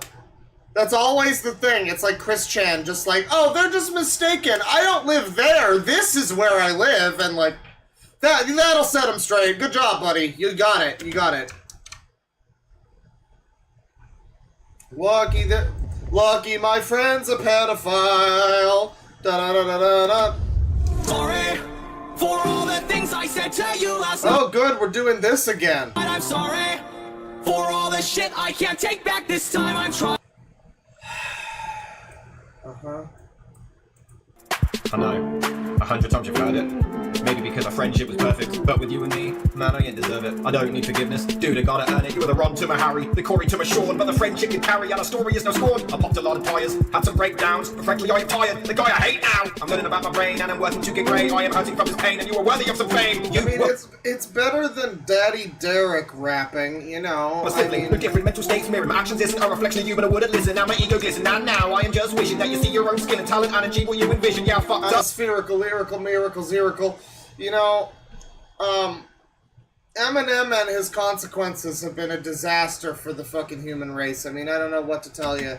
You removed me from your life, but I just want to thank you for including me in that time. Sorry That's for so all the good. things I said to you last night. I'm sorry for all the shit I can't take back this time. I'm trying, but I don't think that I can make this right. I'm sorry. Oh yeah, I'm sorry. I'm sick of the excuses and I'm sick of being stupid. I'm sick It really goes hard on mute. He's got like Tamara and fucking Malcolm from that guy with the glasses. I guess he's apologizing to them too for all of his mistakes. He's really sorry, guys. He's sorry, Cop from Disco Elysium. It's great. trying to do this. I'm not just screwing because I'm sick of blaming everything on my mental issues. Man, fuck a car metaphor, dude. This is not rap. And everyone's bitching objects and I cannot seem to escape a damn fixing complex. Explaining you No, don't say British can't rap. Like, Massive Attack is great. I mean, there's a whole 90s scene of trip-hop, fucking Tricky. He's like he's like a mix between rap and just like spoken word fucking whatever you'd call it. But, you know, there's some good British rap. This is just not it. I mean, we're not listening to it currently. I am sick to my stomach Not that I at did the this to moment. another human being. Blaming others, blame the hair, blame my fuckers, hate myself, blame my mother, mental health, way of suffocating how it's always them, it's never me, but it was never you. MF You're told to get it be, now I get you, dude. You were closer than my own family. In actuality, my inner thoughts maybe stabbing these. So what's wrong with this? I mean, I don't know if Brains is still here. He's jamming so many fucking words into this. He's just trying to, like, make this have as many... He's not very good at consolidating his point into a poetic, you know, stanza. He's just shoving words in as quickly as he can. And it's very awkward. He's just racing through this like am I on super speed? I guess I am. What is this like on normal? You were closer than my own family. Okay, that is better. In actuality, my inner thoughts maybe stabbing. Okay, but it's still terrible though. The inner cortex of my brain and soul, but in reality... Yeah, like these rhymes are trash. Depression has become a whole personality. Okay, no, I think I have to go back a little now because, like, I need to listen to this actually. Because you gotta hear some of these inflections, that's really good. I said to you last night, I'm sorry. It sounds worse, yeah. Shit, I can't It's actually better on super speed. take back this time. I'm trying. I mean, it's longer on normal speed, so. But I don't think that I can make this right. I'm sorry. Oh yeah, I'm sorry. I'm on a dodgy drive, gotta survive. It may be. I like where the song, because I skipped ahead at first because I thought this was like a licensed track. I figured this was some fucking Imagine Dragons song or some shit. But no, I guess it's a sample from something, maybe. But it's it leads into him singing, or rapping rather, and I really like the, you know, the distinct difference there between the produced, like, you know, studio produced song that was playing, and then it just cuts to him. I'm on a dodgy drive. It's like he's just a, you know, I'm on a dodgy drive. It sounds like he's on a webcam. Gotta survive. It may be my exit, but there's a lot to the right. A lot of obstacles that I've got to just fight. What is this? Got to just fight. Night. I'm lost in my sights. I changed the gears, hate for years, switching lanes, crazy tears. It's like no flow ever. I mean, like, it's just always so predictable. I don't know how to exactly put it to words. It's like, you could do something interesting here, right? Where you go like, what is this night? I'm lost in my sights. I changed the gears. I changed the gears. You just wait for a sec, you let it hold for a second, and then, like, hate for years. You know, just like a little break, just like a little break. You have a little something, but he needs to shove so many words into this fucking thing. Just fight. What is this night? It's the I'm same. Lost in my sights. I changed the gears, hate for years, switching lanes, crazy tears, make me feel insane. There is fame, but I just don't act. No, he's doing a thing, guys. He's really ramping up the intensity. I can't keep shitting on this. This is art. This is hate art. for years, switching lanes, crazy tears, makes me feel insane. There is fame, but I just don't. Jesus, Japanese! Actually, have it inside me. Because what was that bar? Hang on. Insane. Mirrors fade, but I just don't actually. Mirrors fade? Have it inside me. Have it inside me. Because you're waiting here in the passenger seat. Used to help me steer. Had a navigation. There weren't many who understood the mental captivation, anxiety, depression, our relation, my obsession. You were there when I was stressing. I ain't messing, thick and thin. You were staying. Just take a breath. Take a walk. Take a rest. A taste of rest. Always relating, never hating, but regretfully I wasn't reciprocating. Sick of saying, always learning, but I cannot shake the urge, and it must be perfect. May as well carve the term in wording into my fucking sternum, because I'm sorry. You know, you almost had the right. You could have rhymed the word virgin. You missed it. You missed the opportunity. Yeah, I bet you're sorry about that. For all the things I said to you. Yeah, great. Maybe because our friendship was perfect, but with you and me, man, I ain't deserve it. I don't need to. I ain't deserve it. So is this a montage of all of his exes now? Forgiveness, dude. I gotta... Like, you have to recognize what this is too. Like, he edited together this like montage of all of the people he's wronged, and the bridges he's burned, and the friends he no longer has. And he's like, I'm sorry, guys. I'm so sorry. And he's trying to do this fucking... This is so embarrassing. You were the Holy Rob to shit. my Harry, the Corey to my Sean, but the friendship you carry and our story is no scorn. I popped a lot of tires, had some breakdowns, but frankly I am tired. The guy I hate now. I'm learning about my brain and I'm working to get grey. I am hurting from this pain and you are worthy of some fame. You were my sibling, no different mental states mirrored. My actions isn't a reflection of you, but I wouldn't listen. Now my ego glistens. What the fuck is happening? Shut up! Now I am just wishing that you see your own skill and talent and achieve what you envision. Yeah, I fucked up, you removed me from your life, but I just want to thank you for including me in that time. For including me in that time. Oh my god, how long does this go on for though? Like, is it another... I think it's another entire... Sorry. Oh yeah, I'm sorry. I'm sorry. I'm sick of the excuses and I'm sick of being stupid. I am sick of trying to do this. I might just screw it because I'm sick of blaming everything on my mental issues. Man, fuck a car metaphor, dude. I just miss you. Car metaphor? I mean, maybe that calls back to earlier in the song. I don't know, man. This is really bad. I can't be a music reviewer because, like, I try to gussy it up with, like, oh...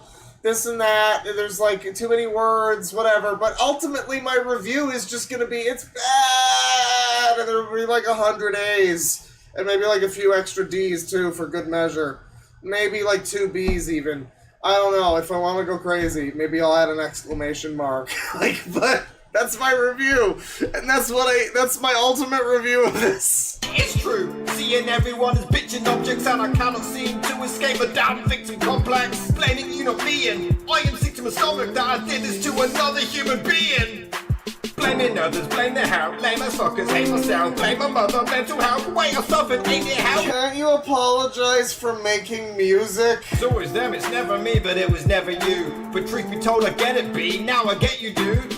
You were closer than my own family. In actuality, my inner thoughts may be stabbing the inner cortex of my brain and soul, but in reality, depression has become my whole personality. My whole personality. Oh, that's great. That's good delivery. Don't do a second take on that one. It's good.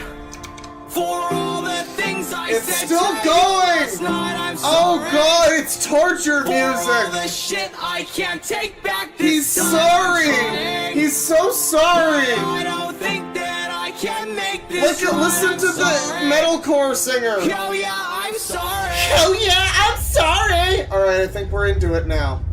We're into it.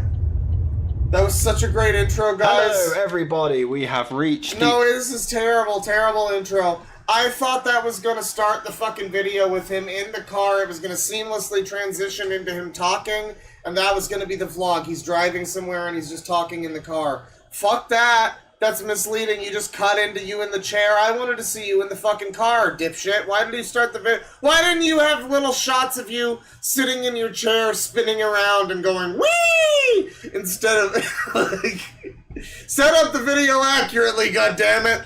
End of 2023. Let's talk about it. I'm going to get this out of the way first. Last year we went over the stats, how the channel was at the time of recording that, because I am still currently recording this video in November. So at the time of recording, they're the stats. Growth as far as the channel. So I guess he restarted the channel with new subs and whatnot. I can't believe people would watch this. It's always fascinating to me. And I've never really been able to get an insight into it. It's an elusive thing. The psychology of the individual that watches DSP unironically, or like watches this guy unironically, or whoever. Like someone who's, you know, willing to either look past all of the crazy Lolcow shit, or they're on his side. Like, they might be on his side, and they might be like, fuck those trolls, man, you're right. Like, the real super diehards. Like, what's up with those people?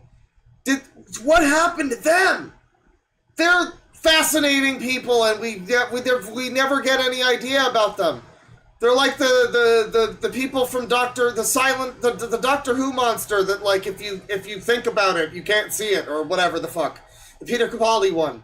It's a very elusive type of individual. I'll never get an insight into this mind. Goes, not great. And you know what? It's fine. It's honestly fine. It's weird that I'm mentally in a great place. Isn't that odd? I'd just like to clarify, I am sick at the minute. You might have seen in some of the Venom on the shelves. It's weird that, 2023, a lot of shit was thrown at me.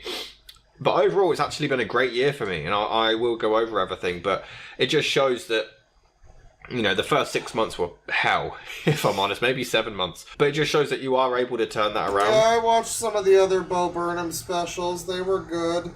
I like the one with the country song. That was very, because I like country when it's not like that, but so much of it is like that. So that was a good one. I like the country song. There were some good ones. Some people don't like Bo Burnham, but like I appreciate him. It's unfortunate that this guy dragged his songs through the fucking mud. He shouldn't have done that. I spoke in the last year's recap about the fact that I got this new job. Yeah, I got fired in January. It led to me having a huge kind of slump of depression.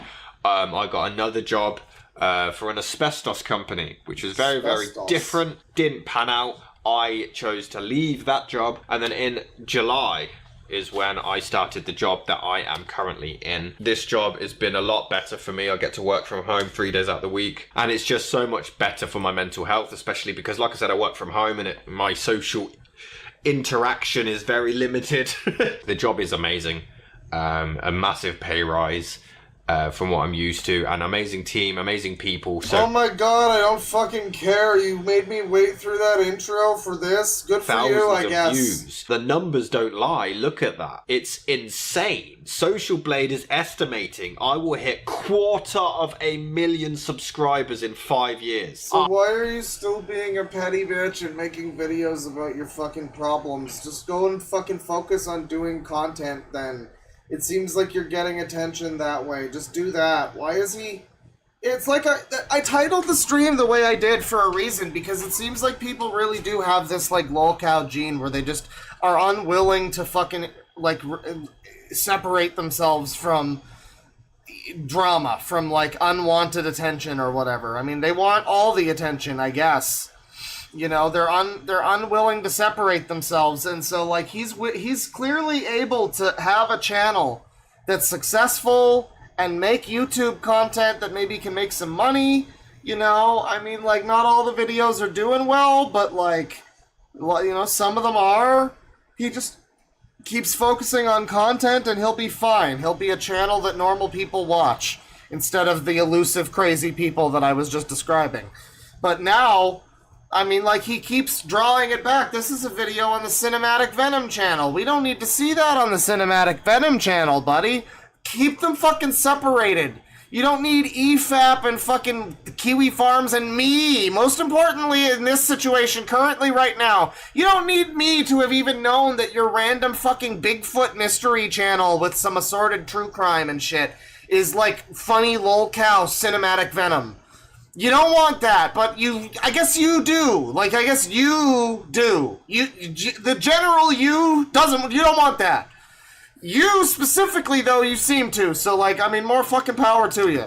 100,000 in 2 years. This is something that I have busted my ass for. Those numbers mean the world to me. CV doesn't have that. Logically, why am I making CV when this channel's making money and...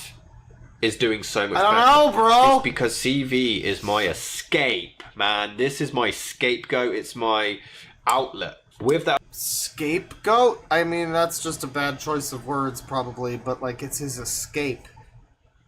Yeah, like, can't you be with your family, bro? Or, like, I don't know. I guess they're in some of his content or whatever sometimes, his wife, at least. But can't you just... like, be with your family? I don't know. It's my escape. Can you just play a video game? I don't know. Go to an art show. Go to a museum sometime. It'll be fun. Just go down the road and get some pizza. I don't know. You don't need to shit out terrible content that takes up your time when you have a family and everything. Like, you're also making this stupid movie. Isn't that your escape? Make that your escape. Make... you know, one of the things your escape. I don't know. Other channels seeking answers. I can let a bit of my he personality needs to escape out, but them, that's true. Here, I get to let my comedy out. I can do reactions and let's plays. I can be a bit more of myself. And I need that. For my mental health, I need that escape. That's why I do it. There's no other reason other than I love to do it. I don't expect Cinematic Venom to blow up. I don't really need it to. After the change the channel stuff, it's very unlikely that it's ever going to take... like, I'm thinking about, like, James Rolfe, right? Like, as an example. People give him a lot of shit, but, like, he's a guy with kids. And a wife and kids. And he's got, you know, he's got a YouTube channel, and he has a team of people. I mean, he's successful, obviously, but, like... I don't know, he's not doing, like, multiple fucking channels or whatever. He at least consolidates all this shit into one channel. You could at least, I mean, just make your... I don't know, just use your other channel for some of this stuff. I don't know. It just seems like you're wasting your fucking time, dude. That's what it seems like. You this guy with this family, and you're over here getting in petty internet squabbles and, like, wasting your time... making shitty videos. I mean, we haven't even seen, for people that don't know this guy, like, we haven't even seen the kind of fucking videos this dipshit makes. I mean, like, they're terrible.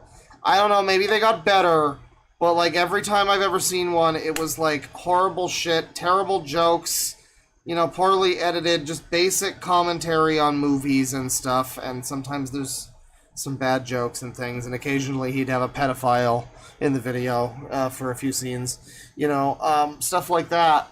So, I mean, like, I don't know, like, people seem to watch your other fucking channel, dude.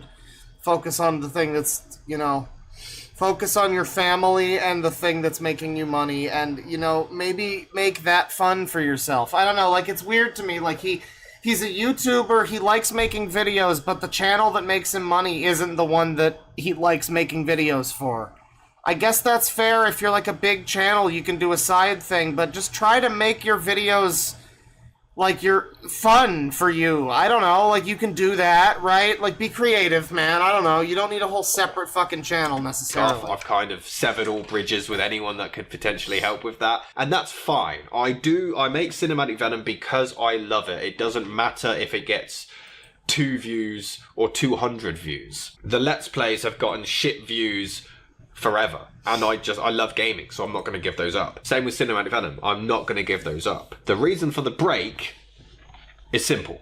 No matter how many times my wife asks, I'm not going to give those up. October the 13th. If she tells me it's the YouTube channel or me and the kids, I'm not going to give those up. 2023, Seeking Answers Productions Limited became officially a legal entity. It is now a legal business. We are now official, guys. This is the 17th time I've mentioned it. Alright. Next video, I have something to tell you. What's it gonna be, guys? Is it about his channel, him being sorry, the drama? What's it gonna be? Let's find out. Hello, everybody. And as the title and thumbnail... Really positive like ratios. I guess we need to read the comments on some of these. Hang on. So pleased EFAP and Mahler introduced me to your channel. But man, your ex-best friend story choked me up. You'll make it through stronger. Don't worry, dude. Yeah. I mean, I guess that's to be expected from... yeah. I'll be honest, I, like many people, found you through EFAP episode. Lord of the Ring reviews, I never expect you to come around and redeem yourself. Are people really this stupid? Alright. Maybe I'm just cynical. I don't know. I mean, maybe I've seen too many dipshits on the internet, and maybe people... Or maybe he's more genuine than he seems. I don't think so, though. I think I've become a jaded police detective, motherfucker. I know what's going on here, and I know that this whole thing is performative bullshit. It's bullshit, I say! It's bullshit! But people seem to be buying it. I mean, the EFAP audience, you know, they don't like new Doctor Who and they believe this guy. Go figure. How about that? Stay strong, CV. Yeah, what about the victim?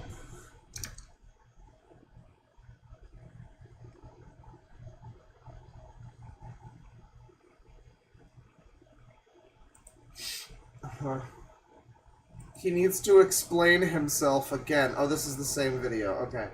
Alright. Yeah, it's just everybody watched him fucking on EFAP, right? Hello, everybody. So here he is on this new and video. as the title and thumbnail suggest, we need to talk. Right. This is a video that...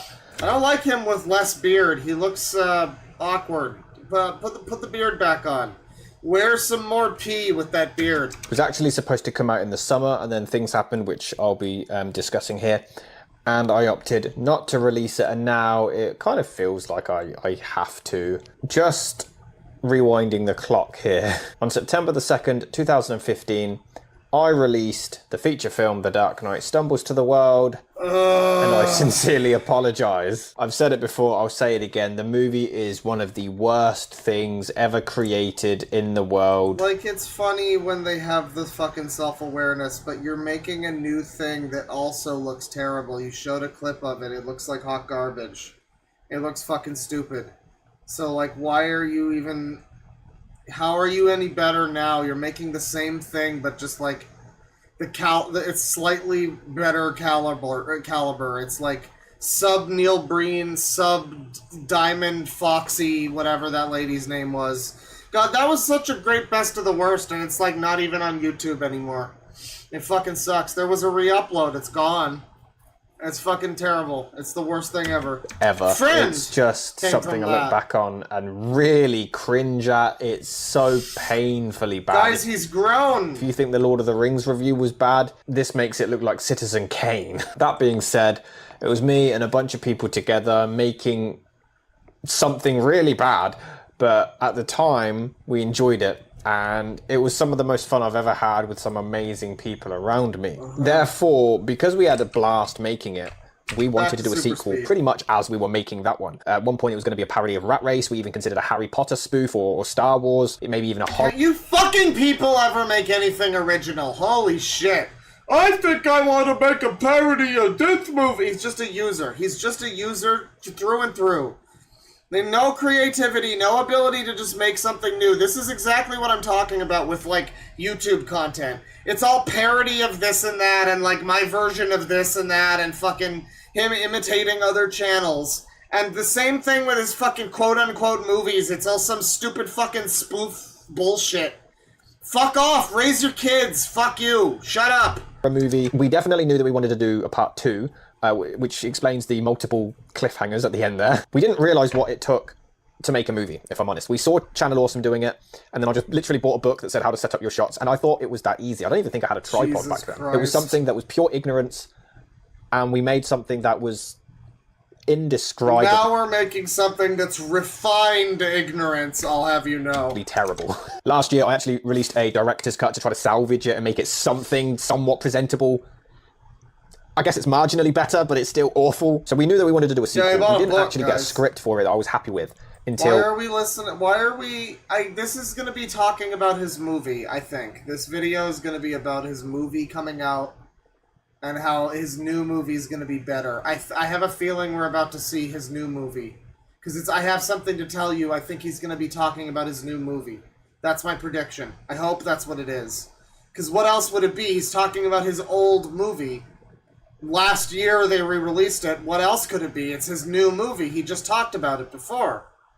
About May 2018. At this point, we did a Kickstarter to get some money to produce this movie, and we ended up raising £707, which is absolutely amazing. Thank you everyone who donated. And we had the script, so we started doing some rehearsals over Skype with the cast and crew. Everyone was having fun, preparing for this movie. Unfortunately, due to my own toxic behaviour, certain people that were prominent roles in the film left the production, and that put the status on the movie in limbo, leaving me no choice but to go back to the drawing board with the other writers. We wouldn't have another script until the beginning of 2019. At that point, we knew that we would need a bit more money, so we did a second Kickstarter and ended up raising... So, I mean... Yeah, you're doing a few Kickstarters here, that's fine. I mean, you can do that, but, like... You did one, and you asked for... Why did you do a 2-part campaign? What the fuck is that? What is that? You did a 2-part campaign for some reason. On the first one got like a fraction of what you asked for. The second one you asked for substantially less, and you still didn't even get all of that. The people that funded you the first time are probably wondering what the fuck happened to the first movie that they funded, but like I guess that's just part 1 of the fundraiser. That's great. Okay. You know, let it be known, if I ever do a fundraiser, it's gonna be very directly, just give me money. This is why, just give me money. This fucking, like, part 2 of the fundraiser, fuck off, what is this stupid shit? You stop, who funded this? Who 540, you know, it was, well, 34 backers. I was gonna say this was probably like him donating half or something. But like, who's fucking funding part 2? What was it called? Part 1? No, it was just called Independent YouTube Film. That's all it was called. It wasn't part 1. The people that funded part 1 got fucking scammed, didn't they? I mean, like, allegedly and all that. There's an allegedly in the corner. That's an illegally binding allegedly, but like... You know, allegedly speaking, these people got fucking scammed, didn't they? I mean, leave aside the people in part 2. The people in part 1 got fucked over. I don't know know yet if the people in part 2, that remains to be seen if they're getting fucked over. I guess this movie's coming out, though. Maybe I need to eat my words. But, like, 2 different fundraisers, that's interesting. And it's all because he fucked up. I mean, it kind of feels like raise your own money at that point in time. I don't know. £548. Again, thank you all so much. It was to the point that, like, the first movie came out when we had about 400 subscribers. It was just something we wanted to do. And with a sequel, we didn't expect anyone to particularly care or anybody to actually want one. And you know, still no one does. It's a sequel that nobody's asking for, really, but it's something that we really wanted to do. Because at this point, we stood by the first movie and we were actually proud of it. Imagine that. So for you guys to give us that much money really meant the world to us. Filming. Imagine him being proud of himself for something. Finally began in February 2019 and spanned until April. Okay, guys, so today's the first day of filming of Ready to Stumble. Lighting looks fine. Yeah, that's cool. Yeah. It is February the 28th. Why is he always in bed shirtless? Why is he always shirtless? And we are now recording with audio. Yay! We have to agree. I think that's the pedophile behind the camera, by the way. That's the child rapist. Yeah, no, but what I'm saying is, do you want me to do like a sort of zooming out shot as you wake up? Oh, he does all the tabs. Doesn't look like that, is it? Is the lighting actually alright? Now that you mentioned it, no, not really. We could do it in a studio. Like, I don't know. When you tell me about another good shot of him putting his pants on and getting dressed. You know, not suspicious at all, given the other person in the room right now. Like, we need a light. March 14th. It's around 1:30, I think. About that. Yeah. Here we go. We're waiting. Do you like our Easter eggs? Just look, just in case they missed it. See, this is us being clever. Yeah. Ooh. Oh, we're clever. We know what we. And then in the living room, there's the kick-ass outfit in the background. Oh, look! Oh, just genius. I've got a very serious question I must ask the viewers. How's your sausages? We haven't got you. Great. Sound on? Yep. I'm sorry, hang on. I've got a very serious question. Okay, that's not the pedophile.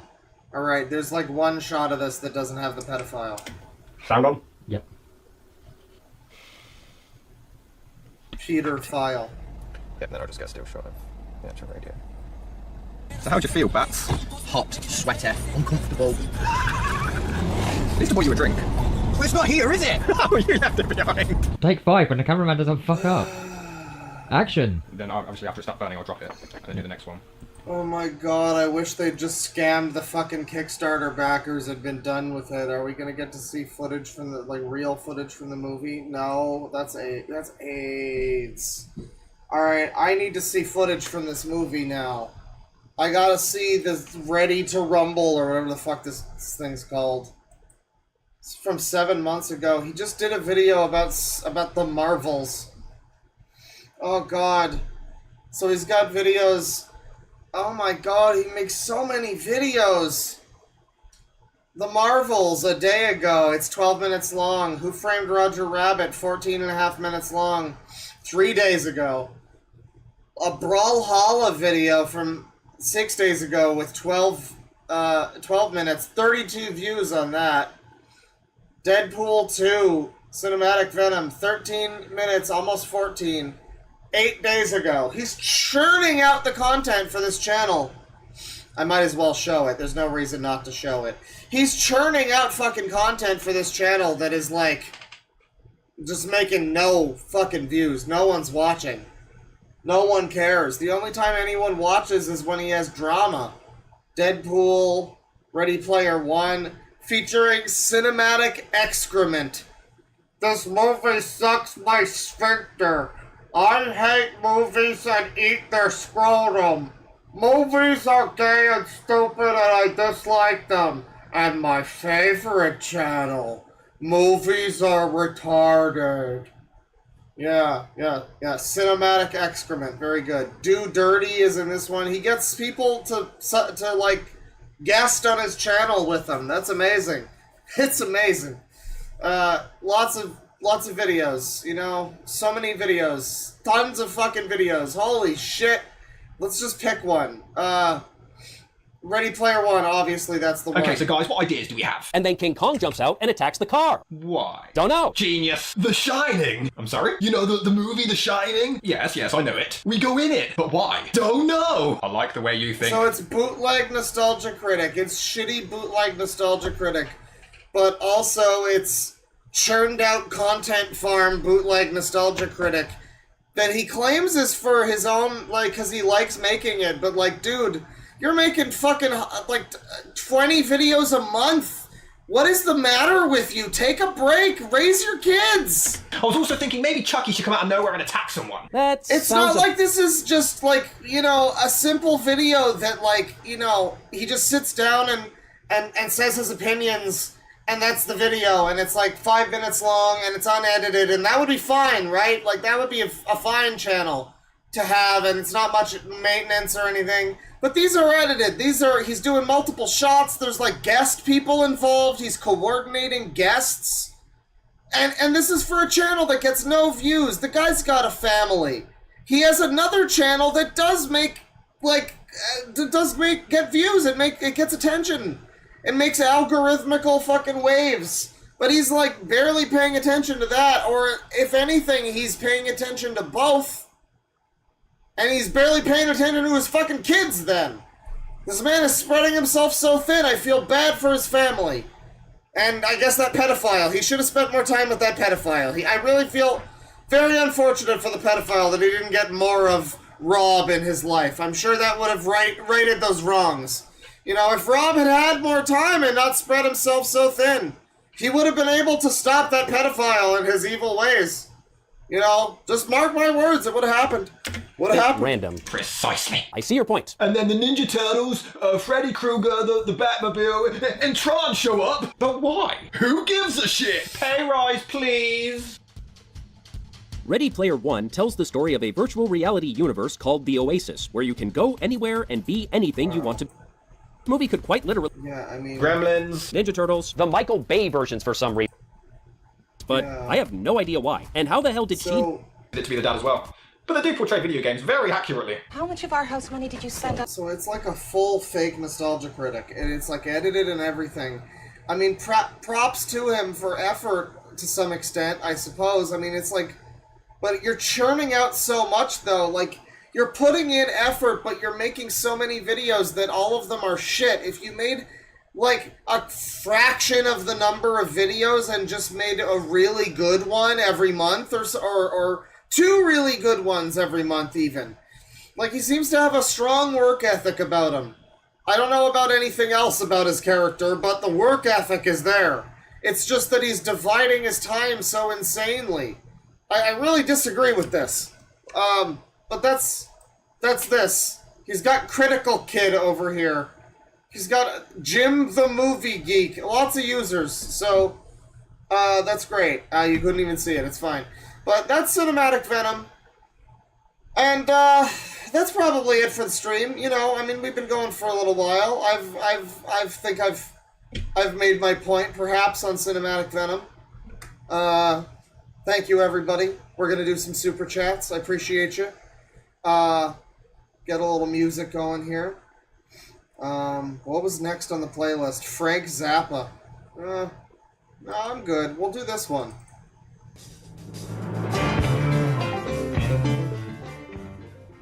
Okay. So, $2 from Autistic Wolf. Friday Bear stream. Stream all over me, Bear. And then there's some emojis that thankfully I can't see on this device.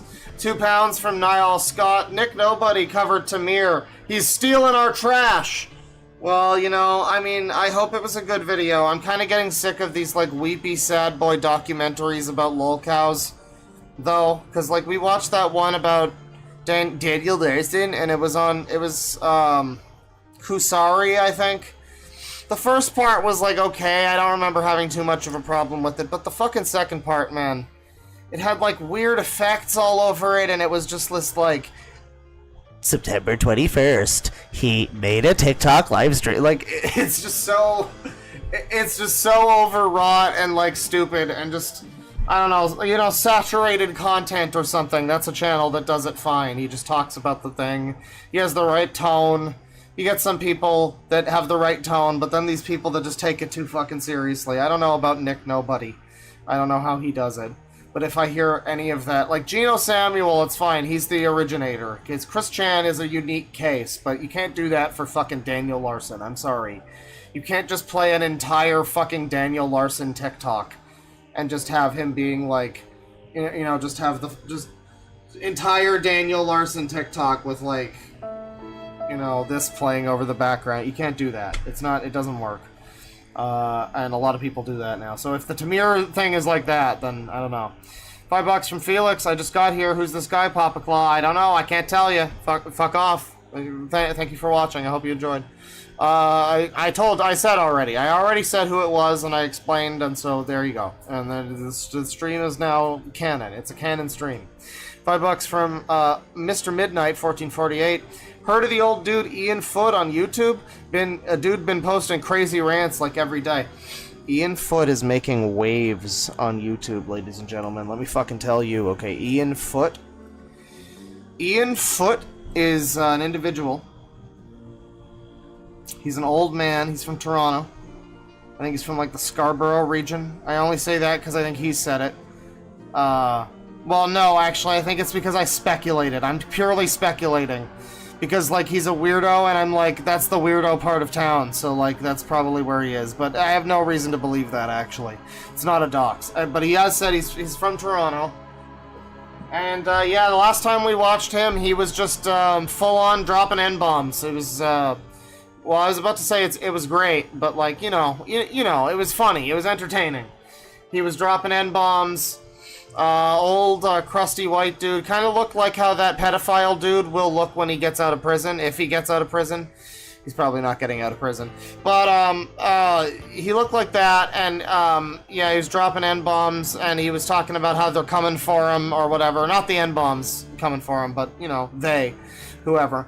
Yeah, multiple people recently have posted separately on the Discord about how they have seen videos recommended to them from Ian Foot.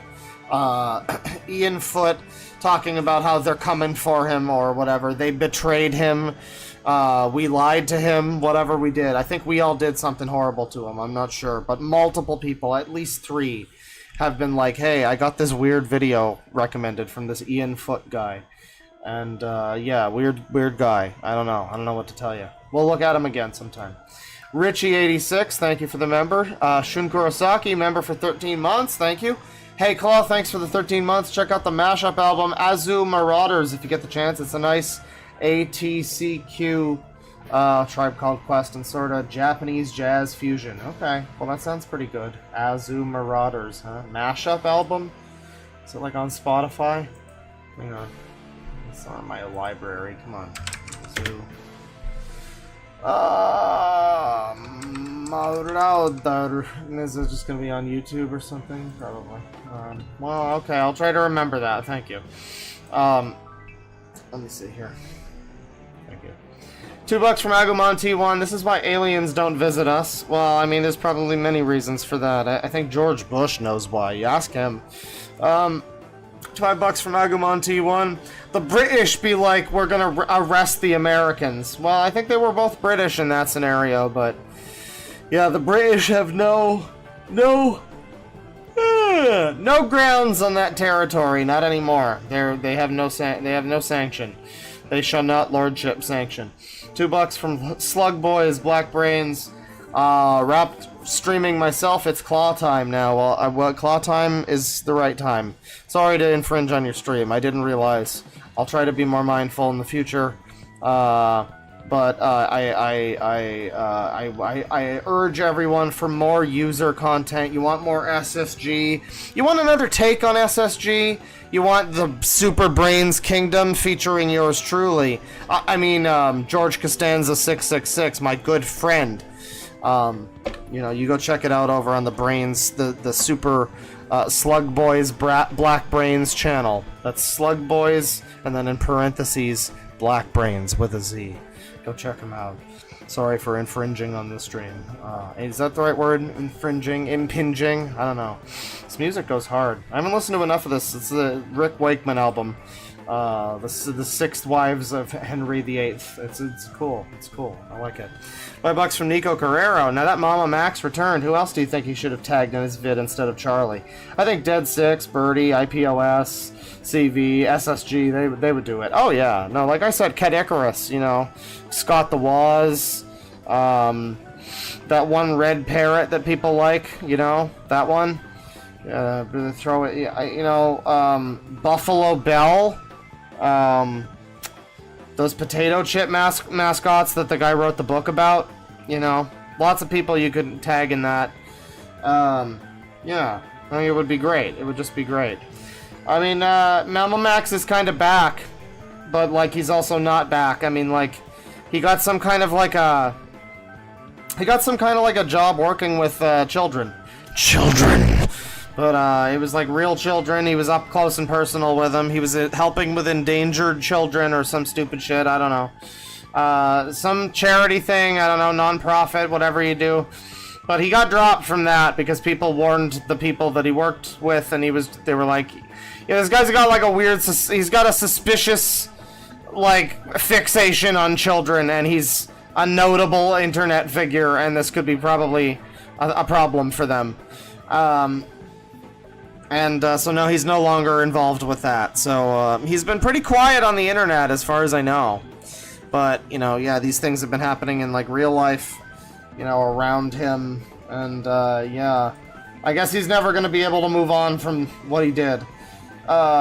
Even in that sense. I know Chud is like, oh, well, you know, it's fine. He didn't really do anything. I mean, there is also the thing where he had, like, child porn on his mega upload, which, you know, you don't do that, right? Like, don't do that. Don't do that. Some kind of CSA-related thing that got taken down. He got his whole mega upload taken down for suspicious activity, and that only happens for certain reasons. And a lot of people have said he probably got sent evidence that he mishandled and just, like, had on there, I guess, maybe. I don't know. But, you know, whatever it is, it's not good. I think it's mainly the weird fixation on children. It's hard to tell where the character and the content end, and, like, the actual, you know, psychosis seems to begin. He seemed very, you know, at the very least, like, he seemed very into the idea of using children as a stepping stone for his own personal gain. Which seems like what he was probably trying to do in that scenario. So it's a good thing that they are no longer allowing him to. Gecko has become a member. Thank you. Thank you. $2 from PC Principal's husband. I didn't know my spider senses weren't tingling. Yeah, there was no way I could have known. They didn't give me a waypoint on my compass. I had no idea. You know, $2 from Autistic Wolf. Would give both nuts to see you become a VTuber. Well, I think someone was making me a rig for that, but I don't know whatever happened to that scenario. I would be super down for it, at least for a stream or two. You know, every now and then we could bring it out. Good to have on deck, at least. I don't need to commit to it. I'm not going to have it all the time. You know, but like once in a while. I try it out here and there. We do it now and then. A little VTube. It would be fine. Kate with $5. Thank you very much. $2 from Ronma Saotome. I'm gonna gatekeep. British should not rap. I disagree. There's a lot of good British rappers and rapers, apparently. We found one, in fact. Not rappers, though, unfortunately. Not today. But, you know, there's British rappers that I've enjoyed. I'm a big trip-hop guy. Archive. They have a guy, Roscoe John, did all the rapping on their first album, Londinium. And I always really liked him. You know, I don't know that many rappers, so I'm sure there's tons of fucking, I mean, you know, what's her name? Little Sims. You can name lots of British rappers, but I already named Tricky. So now I'm plumbing from Roscoe John. That's how desperate I am. But no, I think British can rap. It's just not, you know, not on display today. $2 from Rama Saotome. I'm sorry, I can't take the accent seriously. I know, it's fucking impossible, mate. It's fucking impossible, mate. $5 from Luke Swan. Feels like a Fall Out Boy song. Much love, sir. I keep you in my headphones at work. If my headphones disconnect, it's over for me. It's over, Luigi! I'm gonna murder you! Yeah, you don't want that. Make sure that doesn't happen. You know, get the wireless ones, you know, so that if anything happens, I think you're probably better off that way, maybe. I don't know how that works. Maybe that would also be a problem for other reasons, but yeah, just keep the volume on low there, buddy. $5 from Luke Swan. Some more funds for the Fair Use Bears Doobie Supply. Thank you. It is in ever-growing need. Appreciate it. As the world gets darker and darker, we always need more weed. $2 from Matt. This is a certified pee-pee poo-poo moment. It certainly was that, ladies and gentlemen. And with that, that'll do it for the stream. Thank you, everybody, for watching, and have a good night. Penis.